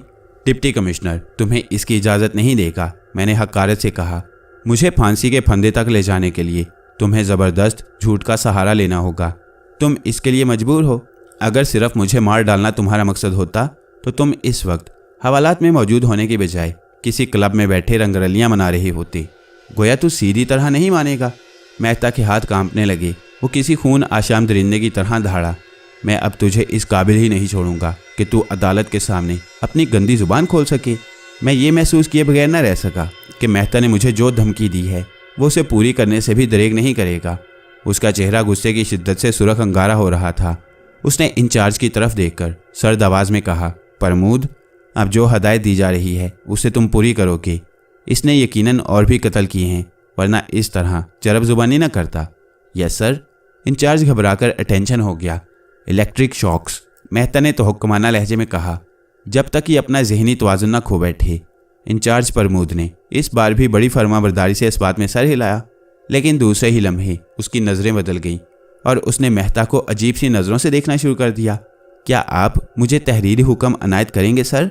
इंचार्ज ने कहा। नॉनसेंस, मेहता सरतापा लरज कर बोला। प्रमोद, तुम इस वक्त एसपी मेहता से गुफ्तगू कर रहे हो। जानता हूँ सर, लेकिन तहरीरी हुक्म के बगैर मैं इतना खतरनाक कदम नहीं उठा सकूंगा। प्रमोद ने साफ गोई और कदरे बेपरवाही से जवाब दिया, आपके तहरीरी अहकाम पर मैं इसका जिस्म धज्जियों में तब्दील करने के लिए भी तैयार हूँ। Get out from here. SP इतनी ज़ोर से चिल्लाया कि हवालात में मौजूद सिपाही बौखलाकर 2 कदम पीछे हट गए। मैं तुम्हें जूते मारकर मुलाजमत से बरतरफ करा दूंगा। तुम्हें इतनी जुर्रत कैसे हुई? मेहता, होश में आओ। हवालात का इंचार्ज अचानक आपे से बाहर हो गया। हॉलिस्टर से अपना रिवॉल्वर निकालकर उसका रुख मेहता की सिमत करके कहने लगा, तुमने मेरे अमले के सामने मेरी बेइज्जती की है। तुम्हें इन सब की मौजूदगी में मुझसे मुआफ़ी मांगनी पड़ेगी, अभी इसी वक्त, वरना मुलजिम की बजाय मैं तुम्हारा जिस्म छलनी कर दूंगा। तुम मुझे नहीं जानते मेहता साहिब। ओ यू। मेहता के हाथों में दबी हुई बैद लहराकर भरपूर कुव्वत से प्रमोद के गाल पर पड़ी और ऐन उसी वक्त उसके रिवॉल्वर से 2 धमाके हुए। गोली सही निशाने पर न लग सकी। एसपी के हाथ और पांव से खून निकला और वह चंद लम्हों के लिए किसी खजान रसीदा दरख्त की मानंद वीरान होकर रह गया। फिर वो मुंह के बल फर्श पर गिरकर ढेर हो गया। ये सब कुछ इतनी बर्क रफ्तारी से हुआ कि हवालात में मौजूद सिपाहियों को कुछ सोचने और समझने का मौका न मिल सका। मुझे अंदाज़ा था कि एसपी मरा नहीं है बल्कि बेहोश हो गया है। रिवॉल्वर फेंककर प्रमोद ने सहमी हुई नज़रों से सिपाहियों को देखा और फिर झुककर मेहता के जिस्म का मुआयना करने लगा। उसका जिस्म पसीने से शराबूर हो रहा था। रंगत खौफ और दहशत के मारे जर्द पड़ चुकी थी। सिपाही दूर खड़े फटी फटी नज़रों से सब कुछ देख रहे थे। कुछ तवक्कुफ के बाद सिपाहियों में से एक ने एक कदम आगे बढ़कर प्रमोद से कहा, मुझे अफसोस है जनाब कि मैं आपको गिरफ्तार कर रहा हूँ। तुम? लेकिन ये सब कुछ कैसे हो गया? ये मैंने क्या कर दिया? प्रमोद सरासीमा लहजे में बोला। इसका जवाब कानून देगा जनाब, फिलहाल आप खुद को हिरासत में समझें। सिपाही ने उखड़ी हुई आवाज़ में जवाब दिया। फिर अपने साथियों को मुखातिब करते हुए बोला, तुम लोग ख्याल रखना, मैं डिप्टी कमिश्नर साहब को फ़ोन करने जा रहा हूँ। सिपाही अभी बाहर की सिमत बढ़ा ही था कि जो कुछ हुआ उसने मुझे भी हैरत में डाल दिया। दरवाजे के करीब खड़े एक सिपाही ने अचानक राइफल सीधी की और उस सिपाही के सर पर पूरी कुव्वते ताकत से संगीन मारी जो फ़ोन करने जा रहा था। सिपाही पलक झपकते ही लहराकर गिर पड़ा। वो करबनाक आवाज़ में चीखता हुआ औंधे मुंह फर्श पर उलट गया। इसके बाद सिपाहियों में भी आपस में ठन गई। मैं अभी हैरान हो ही रहा था कि इनका मेरे सर पर आ गई और बोली, जमील, जितनी जल्दी मुमकिन हो सके यहाँ से निकल चलो, इससे अच्छा मौका नहीं मिलेगा। मैं आहिस्ता से उठा और छुपते छुपाते बाहर की तरफ कदम उठाने लगा। मैं इनका का ये करिश्मा पहले भी कई बार देख चुका था। इनका के सर पर आते ही नकाहत और दर्द की शिद्दत हैरत अंगेज़ तौर पर ख़त्म हो चुकी थी। मैं एक दूसरे से दस्तों गिरेबान सिपाहियों के दरमियान से गुजरता हुआ हवालात से बाहर निकल आया। खुली सड़क पर आकर मैंने तेज़ी से अपनी कोठी की तरफ दौड़ना शुरू कर दिया। रास्ते में मुझे कोई दुश्वारी पेश न आई। रात की तारीकी ने मुझे अपने दामन में समेट रखा था। मैं सबसे पहले नरगिस की कब्र पर जाना चाहता था और उसकी कब्र पर फूल निछावर करना चाहता था, मगर मैं कुछ भी न कर सका। इनका ने मुझे किसी बात का मौका न दिया। उसने कहा, अगर इस वक्त इस इलाके में देर लगाई तो दोबारा गिरफ्तार होने का खदशा है। चुनाचे मैं नरगिस को उस वीरान कब्रिस्तान में तन्हा छोड़कर ही रवाना हुआ और अपने घर पहुंच गया। मैंने जल्दी जल्दी नकदी, जेवरात, नरगिस के कपड़े और कुछ ज़रूरी सामान बांधा। बाहर आकर गिराज से गाड़ी निकाली और उसे बर्क रफ्तारी से वीरान ढलवान की तरफ दौड़ाने लगा। मैं एक हाथ से ड्राइविंग में खासा मुश्ताक हो गया था। सुबह होने से पहले मैं कानून की गिरफ्त से दूर निकल जाना चाहता था। इनका मेरे सर पर बैठी किसी गहरी सोच में गर्क थी। कुछ देर तक मैंने उससे कोई बात नहीं की। बद्री नारायण के सिलसिले में उसने अपनी बेबसी का इजहार करके मुझे बरगश्ता कर दिया था। वो उस शख्स को सज़ा देने में नाकाम रही जो मेरी नरगिस का कातिल था। वो कुछ देर खामोश रही। गाड़ी की रफ्तार हर लम्हे तेज़ से तेज़तर होती जा रही थी। गो एक हाथ से बर्क रफ्तारी का मुजाहिरा मेरे लिए मखदूश था, लेकिन उस वक्त मैं हर किस्म का ख़तरा मोल लेने के लिए तैयार था। पहाड़ी रास्तों और ढलवानों पर मैंने किसी खौफ के बगैर तेज़ गाड़ी चलाई। रास्ते में ट्रकों और छोटी मोटी गाड़ियों से कई बार हादसा होते होते रह गया। जमील, इतनी तेज़ ना चलाओ। इनका ने कुछ सोचते हुए मुझे मुखातिब किया। तुम अपना सफ़र जारी रखो, मैं ज़रा डिप्टी कमिश्नर की खबर लेकर आती हूँ। उसके अलावा भी मेरा वहाँ जाना ज़रूरी है, ताकि अगर नरगिस और राजकुमार की मौत का मसला दोबारा खड़ा हो तो तुम पर कोई आँच ना आ सके। जाओ, जहन्नुम में जाओ, मैंने दिल बर्दाश्ता होकर जवाब दिया। इनका ने अजीब हसरत की नज़रों से मुझे देखा और फिर कुछ कहे बगैर मेरे सर से उतर गई। मैंने अपना सफ़र जारी रखा। रास्ते जाने पहचाने थे। मेरी नज़रें वीरान और शाम की तरह बल खाती सड़क पर जमी हुई थी, लेकिन जहन नरगिस की मौत के बारे में उलझ रहा था। मेरे जहन में बार बार बद्री का चेहरा घूम जाता था और एक्सीलरेटर पर मेरे पाँव का दबाव हर लम्हे बढ़ता जा रहा था।